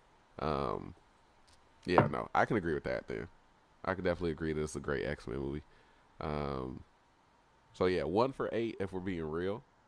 Mm-hmm. I give him 3 for 8. After Deadpool, we had Apocalypse. Off the backboard, like the halftime show, trampoline off the backboard, under the legs, alley oop, NBA Street Volume 2, like 720-900 windmill, like into the dumpster. Like I watched this. I didn't go to the theater. I watched it at home. Same. Through means because reasons. The feds are listening. At first it was like, it's just the movie. But then it's like the more and more I thought about it, it was like this fucking is terrible. Like Oscar Isaac is wasted. Oscar Isaac is more wasted in X-Men Apocalypse than Kelly Hu was in X2. Dude, the fact that Olivia Munn turned down Deadpool because she didn't want to play the girlfriend role for this movie and literally did nothing. Olivia Munn did all of that training just for all of her scenes to get fucking cut. To do a fucking front flip cut. That's what I think about Apocalypse. Was that a toilet flushing? Yes, it was. Okay. Yeah. Same.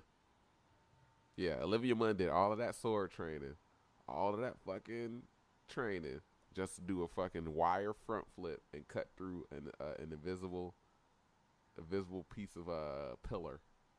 And then she would have like 2 lines. Oh. But to be honest, I don't know. I like Morena Baccarin in Deadpool. Yeah. I'm not entirely sure. Not to say that Olivia is a terrible actress. I haven't really. I heard that she's done on that newsroom show that she was in. I heard she's really good in that. I don't know too much about any of her other acting jobs. I mainly know her from when I had access to cable in college and I was watching G4 a lot. Same. She was on Attack the Show. But yeah, she did. She committed to that role, and they cut a bunch of her scenes, from what I hear, and they had her do nothing except stand there in the comic accurate outfit. And now and then Mystique's like this huge mutant savior from Revolutionary. Yeah. Doesn't make any fucking sense. What happened? Doesn't make any sense. She just tried to murder a dude on national TV. Yep. She tried to murder the fucking. Who was Bolivar Trask? Was he a senator? Some shit like that. I know he was a political person. Yeah, they could have reintroduced Senator Kelly. Bro, the fact that they pushed, and I think it's because it's Jennifer Lawrence. But yeah, because she became a bigger star, and now you had to make her lead the team and absolutely not. Absence? Nah. Nope, I'm not buying it. Do you know nothing about Raven Darkhold? I'm going to give you this motivational speech that makes us charge and act as a team. Nah. Get the entire fuck out of here. That's worse than Wolverine leading the team. At least I can see Wolverine leading the team because at least he's the fucking overprotective. Now, granted, comic book Mystique has been on a part of the X-Men. She's never been a goddamn leader. Yeah, even in the context of the movies, it just doesn't make any sense. Like, where did she go? What happened between First Class, Days of Future Past, and fucking Apocalypse, where she turned into this fucking revolutionary? Like, did Magneto get to her that much in between First Class and Days of Future Past, where she felt like she had to go assassinate this prominent political figure that was, granted, trying to get this bill or whatever, this law passed, or get the green light for the Sentinel program. Granted, that's a very good reason to go assassinate somebody, Yeah. but like, I would much rather have seen Magneto try to go do that shit than Mystique. It makes more sense for Magneto to do it. And then, how does Apocalypse choose who's his Stupid. Absolutely fucking stupid. Absolutely like, fucking stupid. I don't get that. I was like, you're going to be one of my horsemen. But how? Absolutely stupid. And Magneto just joins the horsemen. Yeah. Oh, they killed my daughter. Fuck it. I'm going with you. What? Granted, that was an amazing scene. That was a powerful scene in the woods. Yeah. But yeah, it made no sense. A lot of shit in the movie made no sense. Apocalypse is one of the most powerful mutants. Apparently, the most powerful mutant ever. Yet, he just doesn't kill everybody. Instead, he wants to go after. Keep talking. I'll be back. All right. Instead, he wants to go after, like nuclear codes, or no, he disarms missiles in X-Men Apocalypse. But yeah, the movie itself just didn't make a lot of good decisions, if we're being quite honest. And one of them was just have Apocalypse. I wouldn't say he had a story-breaking power, but he had plenty of more opportunities beforehand to kill people, and he just chose not to. Okay. To make him super powerful, they had him do nothing, and it was very, very disappointing. All right, so I just want to get something to drink. Because talking about this movie, I grabbed a fucking beer and I don't even drink. Jesus Christ. This movie is making me about to drink. And it's Memorial Day. You get a pass. You get a pass. Oh. But yeah, like, I don't know why they made the decisions they made in Apocalypse. I just don't. It's like they just have it. The thought process is not there. It's just, we have this movie. Want to make another one? Yeah. What's it gonna? And once again, the shoehorning of Jean and the goddamn Phoenix. Yeah. Stop. Yeah. That doesn't make any sense. So, actually speaking about, is like most powerful mutant of all time, but he doesn't know about the fucking Phoenix. Yeah, the fact that again, that's one of the decisions. That's one of the dumb decisions when it came to deciding who the Horsemen were. Because if we're being honest, the only two people that should have been Horsemen was Magneto, out of the ones that he chose in the movie. Mm-hmm. Was Magneto and Storm. Yeah. Those are only two that out of the ones that he actually chose in the movie deserve to be Horsemen. If anything, he should have went with Magneto, Jean, Professor X, and you can give a toss up to the fourth one. Maybe Cyclops. Maybe keep Storm on the team. Yeah. Because all Omega level mutants. Yeah. And and even in the comics, you don't even have to establish that. You just know that their power, like Cyclops, it can't control his power. Right. That like, and he doesn't. And he always says he holds back because he doesn't know what the limit of his power is. Right. That means there's no ceiling for this guy. Yeah. Yeah. Um, Takes it so good to me. but yeah, I think one of the things. Side note: one of the things with Apocalypse, when everybody was making fun of the look of All right. Apocalypse, yeah, and calling him Ivan Ooze. The one thing, and I'm not defending the movie. I talked about this in my previous podcast, in the last episode. I think it's really funny that so much stuff we comment on and we have opinions on is unfinished, and Yeah. I felt like I was the only person that knew that was a purple light being shined on Apocalypse. Hmm. Maybe he was purple and they changed the color for the film, because I know a lot of behind the scenes stuff, making of movie documentaries that they have on DVDs. Like, you'll see a film being shot and it's like dawn or early morning Hmm. in the movie, and you'll see the behind the scenes stuff. It's like the middle of the day. It's bright as hell outside. I always forget that they changed the color to suit what they need for the film. It'll be Yeah. like broad daylight outside, yet it's dark as hell in the film. That's just always that weirds me out. But even when that shot came out, I was like, hey, and again, previous podcast episode, we were talking. Me and John were talking about this, but it's very clear that there's a purple light being emitted from somewhere off screen that's Yeah. illuminating Apocalypse's purple. He's traveling with Psylocke, a mutant that emits purple light when she uses her powers. No, he was. I don't believe that Apocalypse was purple. I do See, believe that he was blue, but he uh, did look like Ivan Ooze. So the jokes gonna fly. The jokes are yeah, way more this funnier than the truth. this goes with what, like, how if it's a movie I know I want to see, I am not watching a single trailer, not watching a TV spot. I am not watching set footage released or anything from it because I want everything to be new to me. So I like every time I watch it, it's a new experience, and my opinions are based on what I've seen in the finished product. Like when I see set footage stuff, or it's like, okay, I'm not Ivan News. Okay, yeah, the joke's hilarious, but I don't care. Yeah, Stuff. that was the first official photo release. I think in like EW or something like that. Mhm. And it was just funny because I was like, yo, guys, it's clearly a purple light.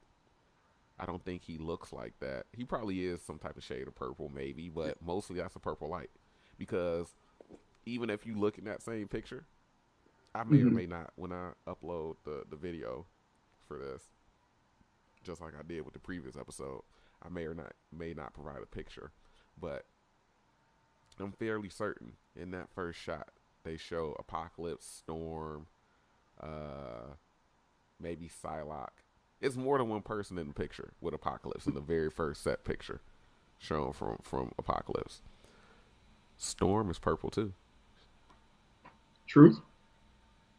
That's why I didn't understand why people were saying like, "Oh, this is Ivan Ooze, blah blah blah, this and that." I can't believe, bless you, that good job on that silent sneeze. I know I have a sniffle, a very loud sniffle somewhere, maybe like 20 minutes ago in the audio, but whatever.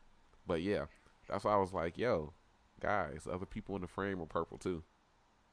Yeah, but and then the character design. Why go straight for dystopian future punk rock Storm look? Let's just give her that. Don't forget it's the 80s. Yeah, but That's another in one of Africa, that's another one of the stupidest decisions they made with the X-Men movies. Making the prequel one movies, per yeah, making the prequel movies time period movies, because fucking 20 years later, Maura McTaggart looks 3 years older. yeah, no fucking sense. And it's like, Absolutely none. oh, haven't seen her in 20 years, and she looks like she hasn't aged today. Oh yeah, just highlight that fact that we're all thinking the same fucking thing. That might be I might be able to use that as an example of lampshade hanging. I'm Oh not sure yeah, yet.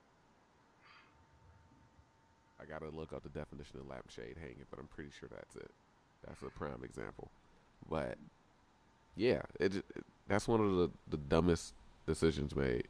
You don't set these three movies, in three different decades. then they also did another one. was like, everyone knows that the third one's going to be shit. Thank you for letting me know this movie's going to be shit while I'm sitting down and watch it. Yeah, but it's funny. That's what I was going to bring up right before you left. Hmm. Can we consider Days of Future Past in the prequel movies of trilogies, since it contained both teams and Dark Phoenix is supposed to be in that film as well? Because if we got First Class, Hmm. Apocalypse, and Dark Phoenix, I don't know if I consider Days of Future Past in the trilogy of the younger team. Uh, I think it's like a middle movie. Now that we I got can see Dark that. Phoenix, now that Dark Phoenix is supposed to be coming out, I hope it doesn't, but it probably is because they're basically they pushed it back, so I think to do some more filming, but they're Yeah. filming it. They're probably going to be editing it and doing all that other shit. But yeah, I consider First Class, Apocalypse, and Dark Phoenix the trilogy, the new trilogy of the younger team. And I think Days of I Future see Past can be considered, like you said, a passing of the torch movie because it that. Yeah. contained both teams. So I don't consider Days of Future Past in the trilogy. And then at the end of Days of Future Past, it brought back to the status quo. Yeah, And it's like, oh, this is everything that's happening. So X3 didn't happen. yeah. So X3 didn't happen. Gene didn't die. Scott didn't Yeah, die. so now it's like we're building towards this. And it's just like, It's a filler what? movie. It's a filler movie between. It's a transition movie between the two generations. That's what we can Yeah. call it. Um, but yeah, X Men Apocalypse is absolutely fucking terrible. And even then, uh, which I like the fact that they did it, but even then, they left Quicksilver in the movie, and when he goes to fight Apocalypse, he's like whooping Apocalypse's ass, and then Apocalypse all of a sudden catches up and just curb stomps him, and I'm like, but you had this dude do nothing the entire movie. I don't understand. Like Apocalypse had plenty of opportunities to kill a whole bunch of people. Yeah. I don't know what his motivation was. Remember he never brought that sand thing back? Nope, He decapitated dudes with nope, sand nope. He and, only and did that once. everything.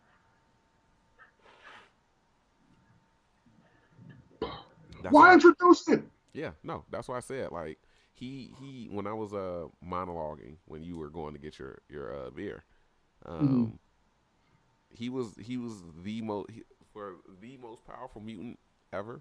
They had him do a whole lot of nothing. He had plenty of opportunities to enact whatever plan it was that he had because I still don't know what his fucking plan was. I think it was to just take over Professor X's body. From what Yeah, I can, because Apocalypse has like transition bodies like that he uses from body to body, which I guess kind of makes sense. Horseman for that. Hey, I said kinda. I don't fully agree with it. I'm not fully committing to the decision that it makes sense because it kind of doesn't.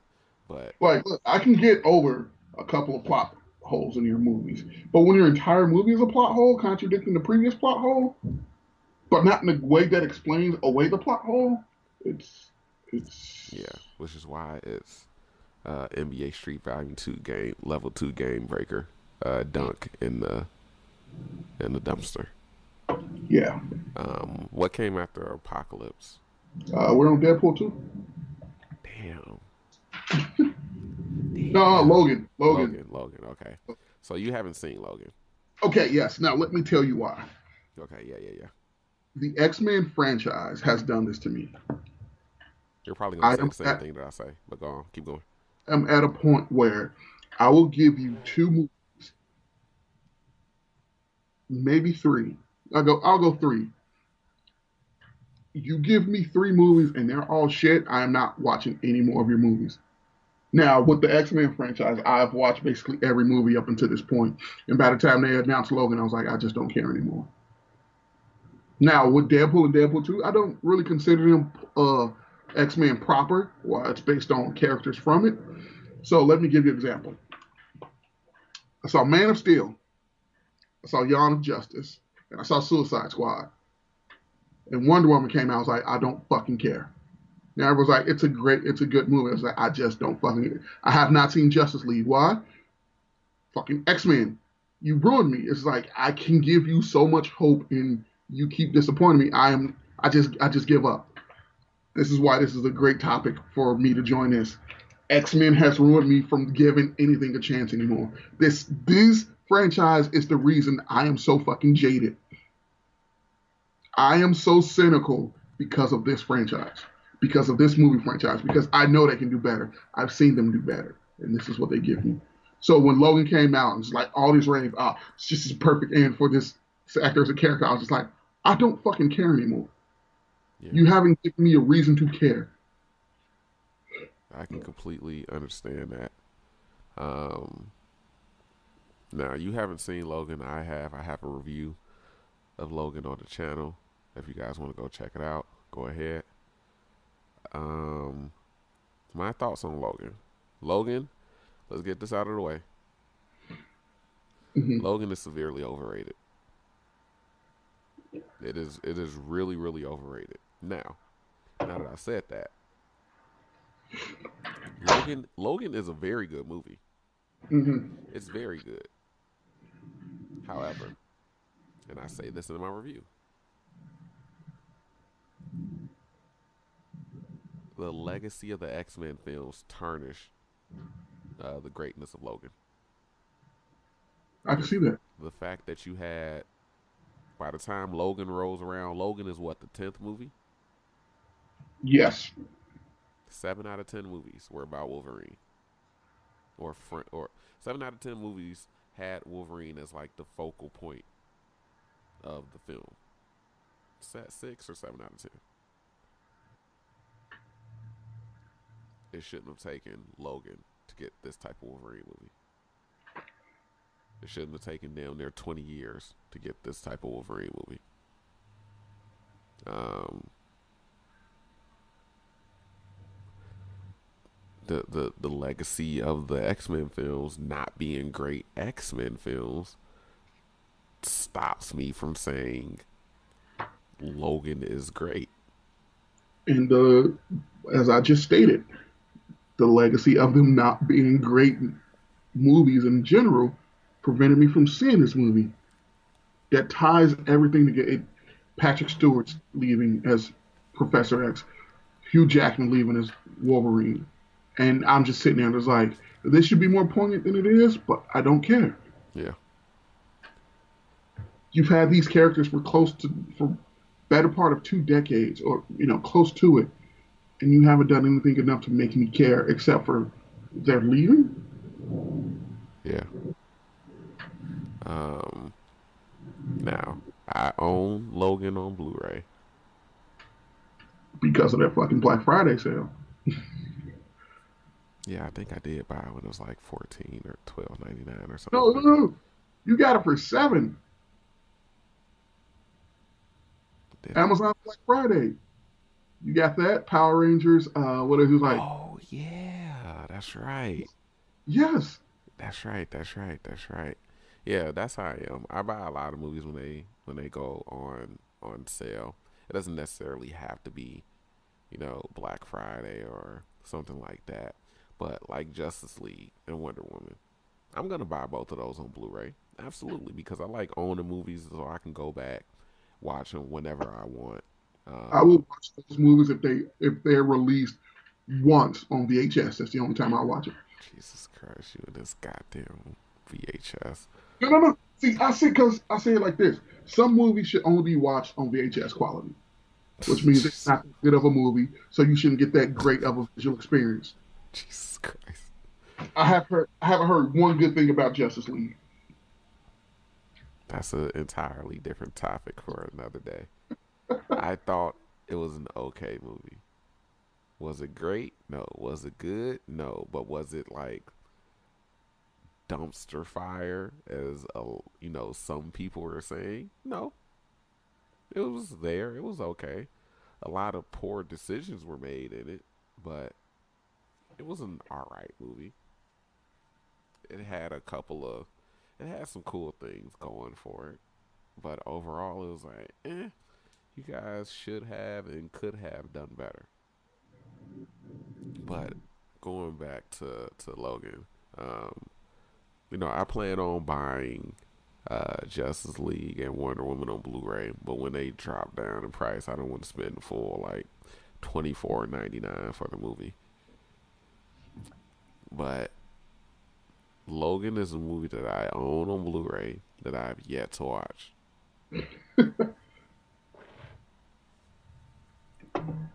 Now, I only that's have be one movie like that in my collection what that I is it? bought on Blu-ray. I have yet to watch. What is it? Black Panther, and I just got that the other day. Nah, okay. So that should let you know. Surprisingly, I haven't watched Black Panther since I bought it either. I just watched the special features. I have a sneeze coming. Let me go ahead and silence that.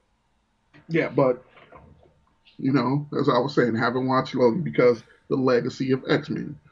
You haven't. Yeah, You take it like by you oversaturating the market with Wolverine and Hugh Jackman as Wolverine, and not focusing on any other character throughout the movies that he's appeared in, where he was a star. By you was like, hey, this is his swan song. He's just like, I don't care. I've seen too much of him. yeah, I can definitely understand that. Um, but yeah, Logan is a movie that I own that I've yet to watch because Logan is depressing as fuck. Like, again, it's a good movie. I look. I say you should give it a chance. You should watch it. Holding it to its own merits. It's a very good movie. But with that being said, the fact that there are some decisions made in even in Logan where it's like, nah, I can't get with it. I'm not with you guys on that one. Um, it's depressing as hell. Uh, Logan isn't even the best Wolverine in the movie. I stand by that statement. It took us almost 20 years to get a proper Wolverine movie, and X-23 is the better Wolverine. Hey, from what I know about X-23, she was engineered to be better than Wolverine. Well, I there don't you know how go. to send her into this movie. I'm not going to talk about the plot, but I know you don't care about spoilers, but I'm still not going to talk about the plot all that much. But it works, like her being worked into the film. Although again, they have some loose hanging threads that you can tell they were kind of maybe using for from Apocalypse, because Wolverine had that unnecessary ass cameo in Apocalypse, breaking out of the fucking having his Weapon X moment again. Yeah. But yeah, there is one big decision made in the movie that I know you're gonna fucking hate though. I don't want to ruin it now, but watch the movie. I already know that this moment, if I know you, if I know you, this moment very well could ruin the movie for you. It doesn't take much at this point. That's why I say what I say, because for me it was like, eh, I can see it. It makes sense in the context of the movie with what they're doing, but then it's Mhm. like really, really guys. But yeah, Logan is a very good movie. It's depressing as hell. Seeing Patrick Stewart in that way almost destroyed me. Like I no, you can't do that to Patrick Stewart. You can't do that to Professor X. Like I love Patrick Stewart and like portrayal as Professor X. Like people were saying, oh, Hugh Jackman should get an Oscar nomination for Best Actor. This should get a nomination for Best Movie. No, let's pump the brakes. But absolutely, Patrick Stewart deserved a nomination for his portrayal as Professor X in Logan. Nice. And hell, if we're being real, if we're keeping it 100, Daphne King deserved one as supporting actress, or maybe she's the leading actress in this movie. I'm not entirely sure, but she definitely deserved a nomination for her portrayal as X-23. But yeah, X-23 is a better Wolverine in this film. Like what we wanted now. Granted, Hugh Jackman is naturally charismatic. He's a good-looking guy. Like Mhm. And he still brought that kind of, hey, I always have an attitude, leave me the fuck alone kind of persona to Wolverine. Uh-huh. But the way that Daphne King plays X-23 is the way that you'd expect somebody to play Wolverine. She was very, very, and you'll know once you see the movie. Like, I'll leave it at that. You'll know once you watch the movie. She, You see, she but I am I am so like no, invested into X-23. you said what? Yeah, I am so invested in X-23 as a character from X-Men Evolution to Yeah, NYX to X-Force to the X-23 series. Now, knowing all that, will I appreciate the performance? yeah, because especially just a side note to let everybody know who doesn't know already. X-23 first debuted in X-Men Evolution cartoon, and she was brought over into the comics. I think they used the cartoon as a. I think they were going to introduce her in the comics, but they used the cartoon as a stepping like So the stone Renee Montoya Batgirl thing? or the Harley Quinn shit. No, because Harley Quinn debuted in the comic after. Renee Montoya and Batgirl debuted in the comic before, just so they can put them on the TV series. Oh, but didn't Harley Quinn first debut in the cartoon, and then they put her in the comics? Yeah, Yeah, so kind of similar but different mediums. But yeah.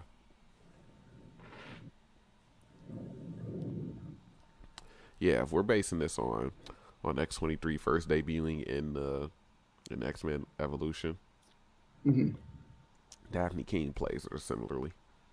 Okay. Yeah, Daphne King definitely has that same quiet, uh, um,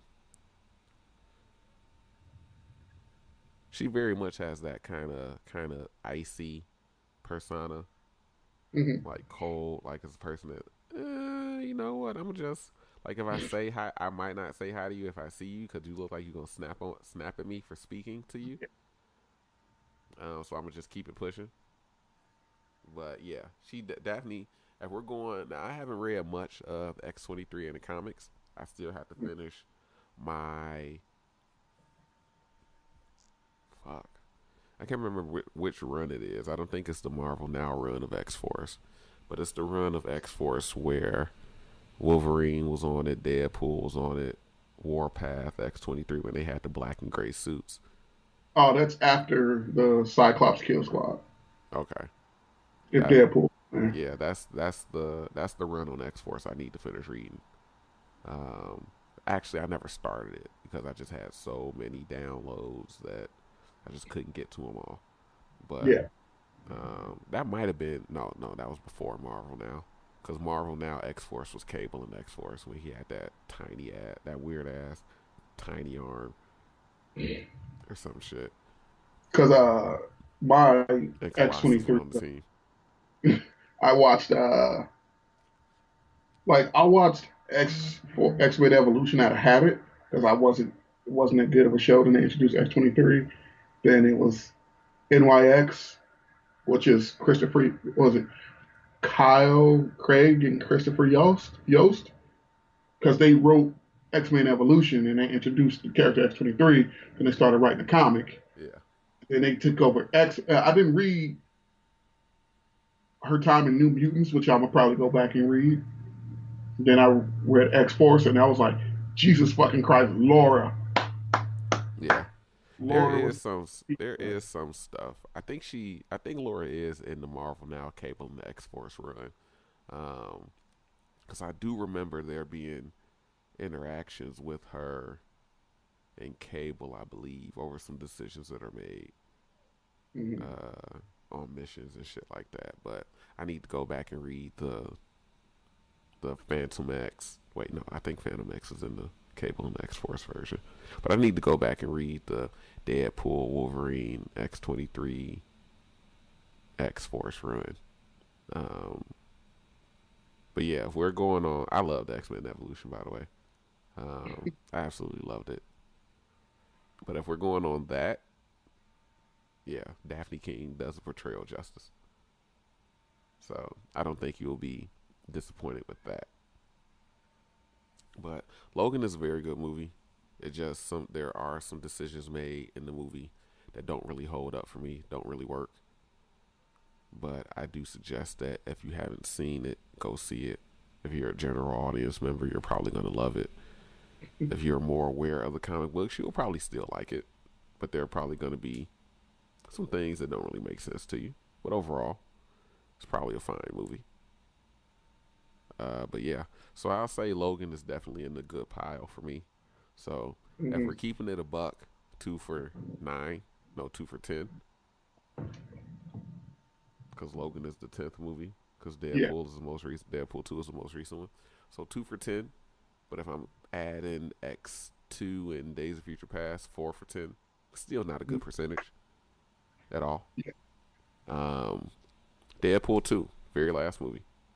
All right. So this will also be our backdoor review for Deadpool 2. Yeah, and it won't be long because this is already over 2 hours. So uh, I don't want to push it. This is going to be probably like a 45 minute to an hour upload on Hmm. YouTube. But I like Deadpool 2. There is something missing from it after seeing it Yeah. a couple of times. I still can't quite put my hand on it, what's missing. But it's a good movie. It has way more heart than the first one. Yeah. Um, the action scenes are a bit of a letdown, especially because David Leitch directed it. One of the co-directors from John Wick. Um, so and both him and Chad Stahelski are known for choreographing, very good hand to hand or very good action scenes in general. Although David Leitch has been eating way more than Chad, and Chad was the one that got credit for directing John Wick. That's really really weird or odd to me. David Leitch has been nabbing roles way more. I think Chad did. Did David do Atomic Blonde or did Chad do Atomic Blonde? I have not even seen Atomic Blonde, so I have no clue. I can't remember. One of them did the movie though, because I think it's David. Because I think the only movie that I've seen that Chad got credit for doing is the first John Wick. Maybe Mhm. no, just the John Wick movies. So he's done John Wick 1 and 2, and I think he's doing 3. David's done Atomic Blonde, Deadpool 2, and he's supposed to be doing another movie as Mhm. well. So it's like, yeah, John Wick is a big property, so I'm still happy for Chad. But it's like David Leitch is picking up all these movies, and it's like, damn, all right. But to be directed by David Leitch, I think some of the action scenes weren't really as creative as I was going in expecting them to be. Mhm. But Deadpool 2 worked for me. It worked. Like Um, I was not expecting the amount of, like you said, the heart it had. yeah, That threw me off. Like, cause I was like, something's like after you saw it and I called you, I was like, yeah, something was missing to me, and you were like, yeah, I agree. And then I was like, I don't know what it is, and we haven't found out what it was yet. yeah. And Like, that's why I think it could possibly be that Tim Miller wasn't directing it, yeah, because like, Tim Miller also really really cared for the project. I don't think it was just Ryan Reynolds to care for Deadpool, even though he clearly does. yeah, But I think it was the fact that Tim Miller was a real big fan. I think Tim Miller is a big fan of Deadpool, and mm, and he understood it a lot better. and like the prison scene seemed out of place to me, or it was too long for what it had to accomplish. Yeah, Like that slowed the movie down to me. I can agree. I can see why you would say that. I wouldn't say it really slowed the movie down for me, but it was a bit odd pacing wise. It was kind of jarring how they something about them leading into the prison, like, hey, you going to pick up I forget Julian Dennis's character's name, Russell. Yeah. Um, they go to the orphanage, try to stop Russell. Deadpool jumps off the leash, kills some people, gets thrown in the icebox, and then boom, we're at the icebox. It's like, yeah, I understand that setup, but something about either the setup or the transition to the icebox was weird. I can Yeah. see, I want to lean towards agreeing with you that it was a bit too long, maybe, but Hmm. it was some. I can agree. It was something about the prison scene that just didn't seem Right. Uh,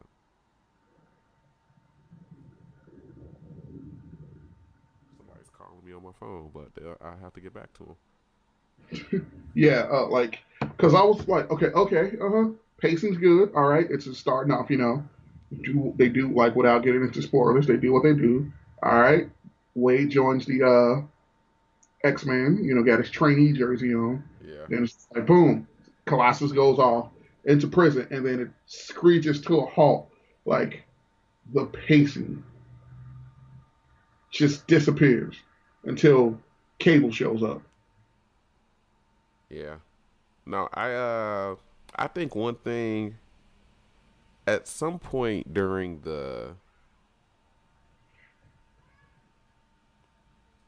at some point during the prison scene, we see Cable come to the present. I think that was the maybe the scene that felt out of place because Hmm. I'm not entirely sure how long they spent time in the icebox before they were getting transferred because Cable teleports here, takes the car from Matt Damon and Alan Tudyk, Yeah, and makes his way to whatever apartment holdup he has, and then comes to the prison. It just seemed all too quick. I don't know, but yeah, I can't quite put my finger on it. But overall, yeah, the movie worked for me. It's definitely in the hit category for me. So if we're being, and I was not expecting them to kill off X Force like that. right. Um, Domino was definitely a standout of the movie, but I think it's kind Domino. of This was Domino's movie more than it was. yeah, and which Yeah, I wish she had more screen time in. I wish she yeah, was involved more in the movie because I really really like Domino and I really really like Sassy Beats yeah. portrayal. I was like, okay, yeah, this is going to be the scene stealer. Yeah, Like this, he's going to steal this movie. yeah.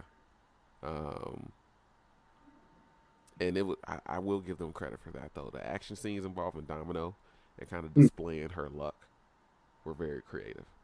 Yeah, They were very very creative. Um, but like the other action scenes, like when they were fighting the guards in the in like the front yard of the orphanage, that could have been done better. I like Cable using sand to throw in one of the guys' faces and shoot him. I like the double shotgun head blast where Deadpool was like, "Oh, only friends kill child molesters together." I thought that was a cool moment, but yeah, a lot of the other action scenes was like, eh. I did like the scene between Juggernaut and Colossus, but the yeah, CGI on Juggernaut was eh. It was kind of yeah. rough. Colossus looked better, and he was completely CGI as well. And then it's like Colossus, Negasonic TH Warhead, and what's her? Fuck, I can't remember her girl. Yukio, Like, yeah, they took back seats. I feel like they took a back seat. Like they were just as important in the first one, and then this happened. It was like, yeah, not so much. hey, you know what? That's probably one of the things that was missing. That the main characters that were in the first one took a back seat in this one. Yeah. It's like I don't. It's like they stood out in the first one for a reason, and then you just Yeah, like backseat back like and that threw me off. But yeah, like I can I agree. enjoyed the movie. I hit the prison scene, and that took me back, and then everything ramped up, and then that fucking credit scene that saved this movie. Yeah, I think I think the entire movie is enjoyable. Oh There yeah, is something odd about the prison scene, I will admit. The credit scene, I think, while enjoyable, I can agree with. I think Ryan Reynolds himself said he didn't really like it because they go back and they save Vanessa.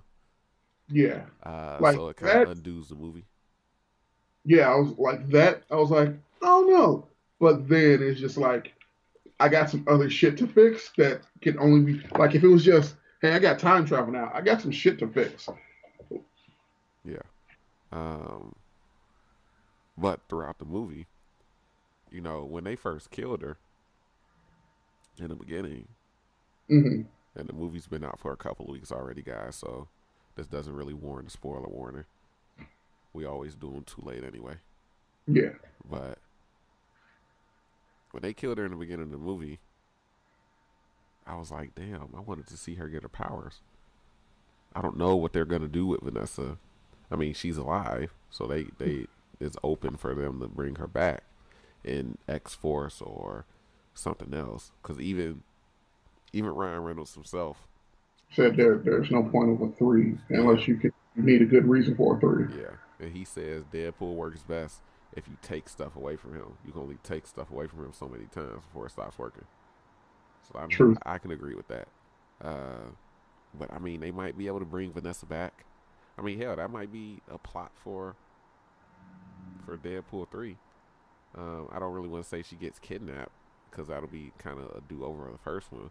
But the reason why I was surprised they killed her is because I want to see Vanessa get her powers. Um, she's known as Copycat in the comics, but she's a mutant, I believe. Correct me if Yeah. I'm wrong. But yeah, so I wanted, I want to see her get her powers, but I'm not gonna be like upset if she doesn't. So yeah, everything. I love Deadpool. I like the first one better, but the second one does have way more heart. But the first Yeah. one, I mean, the second one is still very very good. And I'm looking forward to the X Force movie if they ever get started on it. Yeah. But Huh. yeah, Like I enjoyed Disney it. would be I still stupid think to the stop first this. one, like I still think the Deadpool was better than Deadpool two, Yeah, and I that agree. brings yeah, that brings my total to a whopping. What, 2 for 11? Was I right? Yeah, Yeah, 11. 2 for 11. So yeah, we being real. Uh, 3 for 11, including both Like Deadpool movies and Logan. what Five for Deadpool 11 if tells I'm me about the X Men franchise is you need somebody who loves the product and understands the product to give you the product. absolutely, which is so disappointing that we've gotten those movies and then we got Deadpool because it was kind of like, oh wait, so you mean to tell me that we need to involve people that actually know about the characters and actually want to do the movies justice and let them make the film that they want to make? What? Who knew? It's like, come on, guys. Uh, but yeah, so Deadpool 2 is an excellent movie. Again, like we said, like the first one better, but the second one has way more heart, and it's still just as fun. Um, and I love all the callbacks to the first one, like when he was having his woe is me moment, and he goes back and sneaks into Blind Al's apartment, and he opens up the floorboard, and it's however many kilos of coke right next to the cure for blindness. I saw that and I was like, holy shit, he was not lying. He wasn't lying. Okay. Um, and then the whole tiny legs thing and the fucking because of you, I know what a grown man with a baby dick looks like. Like the movie is equally as enjoyable as the first one. I just like the first one Yeah, better because it just works a whole lot better. But yeah, Deadpool is in the win column for me. So three yeah. for 11 if we're including both Deadpool movies and Logan. 5 for 11 if I nostalgically include X2 and Days of Future Past. Because I can say that I enjoyed both of those movies. I enjoyed a lot of things of both of those movies. So we'll say 5 for 11 for me. But still, Mine's at two because so much. Like I would have forgiven most of the stuff. Like you can give me a bad plot, but as long as you make it about the team, I can forget. Like yeah, Grant, you can't. You want to establish everybody first, and it's an X-Men movie. For you to leave out the concept of the team is just really fucking stupid to me. Yeah. So yeah, those are our thoughts on how many good X Men movies there are. Bruce is at 2 for 11. I'm at 5 for 11. Uh, kind of riding the fence on Days of Future Past. Yeah. So we can say 4 to 5 for 11 for me. But yeah, um, that's this episode of the Bod Pod. That's what I think I'm going to start calling it. I like it. I hope nobody, if people just randomly search podcasts, I hope nobody sees this one and expects like a fitness podcast or something like that. Make sure that the O is like just go like capital B because this is how I do it. Capital B, lowercase O, capital D. You know, because if you come across the Brothers Deconstruction and you see the podcast and you think fitness, oh, what? No, you're absolutely right. Bodcast, Bod Pod. I like Bodcast a little bit better. Um, so yeah, that's today's episode. Um, Next episode might be Power Ranger related. Thinking of getting a group of people together. That should be fun. That's gonna be, whew, oh Lord. Especially trying to get everything audio wise together for that one. Jesus Christ. But this same setup should work. Uh, Hopefully this audio sounds a whole lot better now that I actually kind of know what I'm doing. But yeah, I hope you guys enjoyed and stay tuned and look forward to more content from us. And yeah, talk to you guys later. You got anything to say, Bruce? Oh no, that's about it. Thank you for having me on the first podcast on our channel. Yep. All Yeah, right, it's kind of weird. I just wanted to provide something that was going to bring more frequent content to the channel because I know, work is extremely busy for the both of us. yeah, And, we're just not able to do reviews or the videos that we want right now, at least. So it's not really all that hard to do a podcast because, I mean, worst come to worst, I can do just a podcast talking for an hour.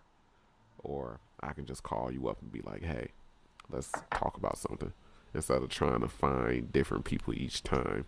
I just yeah. like the variety. That's all. I think eventually it's just gonna be podcast with me and you on it because I'm gonna run out of friends sooner or later to ask. That works for me. Uh, but yeah, and again, this is just a film debate slash discussion podcast. It doesn't only have to be about comic book movies. It can be about film, TV, comics, even whatever. So I don't want people to think that this is only going to be like a superhero movie debate or comics debate or anything like that. If I Yeah. can jump in on the conversation, if somebody comes to me with an idea and I can jump in on the conversation, I'll gladly do it. But I don't want to have those discussions that I'm not able to have a stance on. So if it's like, hey, what do you think is the best Orson Welles film? Look, I've only seen like one, and that was for film, and that was for film class 70 years ago. Uh, so I probably wouldn't jump in on that conversation. But yeah, so just want to give people an idea of what to expect going forward. And yeah, so once again, uh, that was the podcast. Um, that's Bruce. I'm Courtney. Stay tuned, guys. We'll have more stuff for you. We might even shoot another one today, depending on the mood, and just post it later. Yeah. So, yeah, you guys stay tuned, stay safe, all that good shit. Thank you for consuming the product. Peace out. Wait.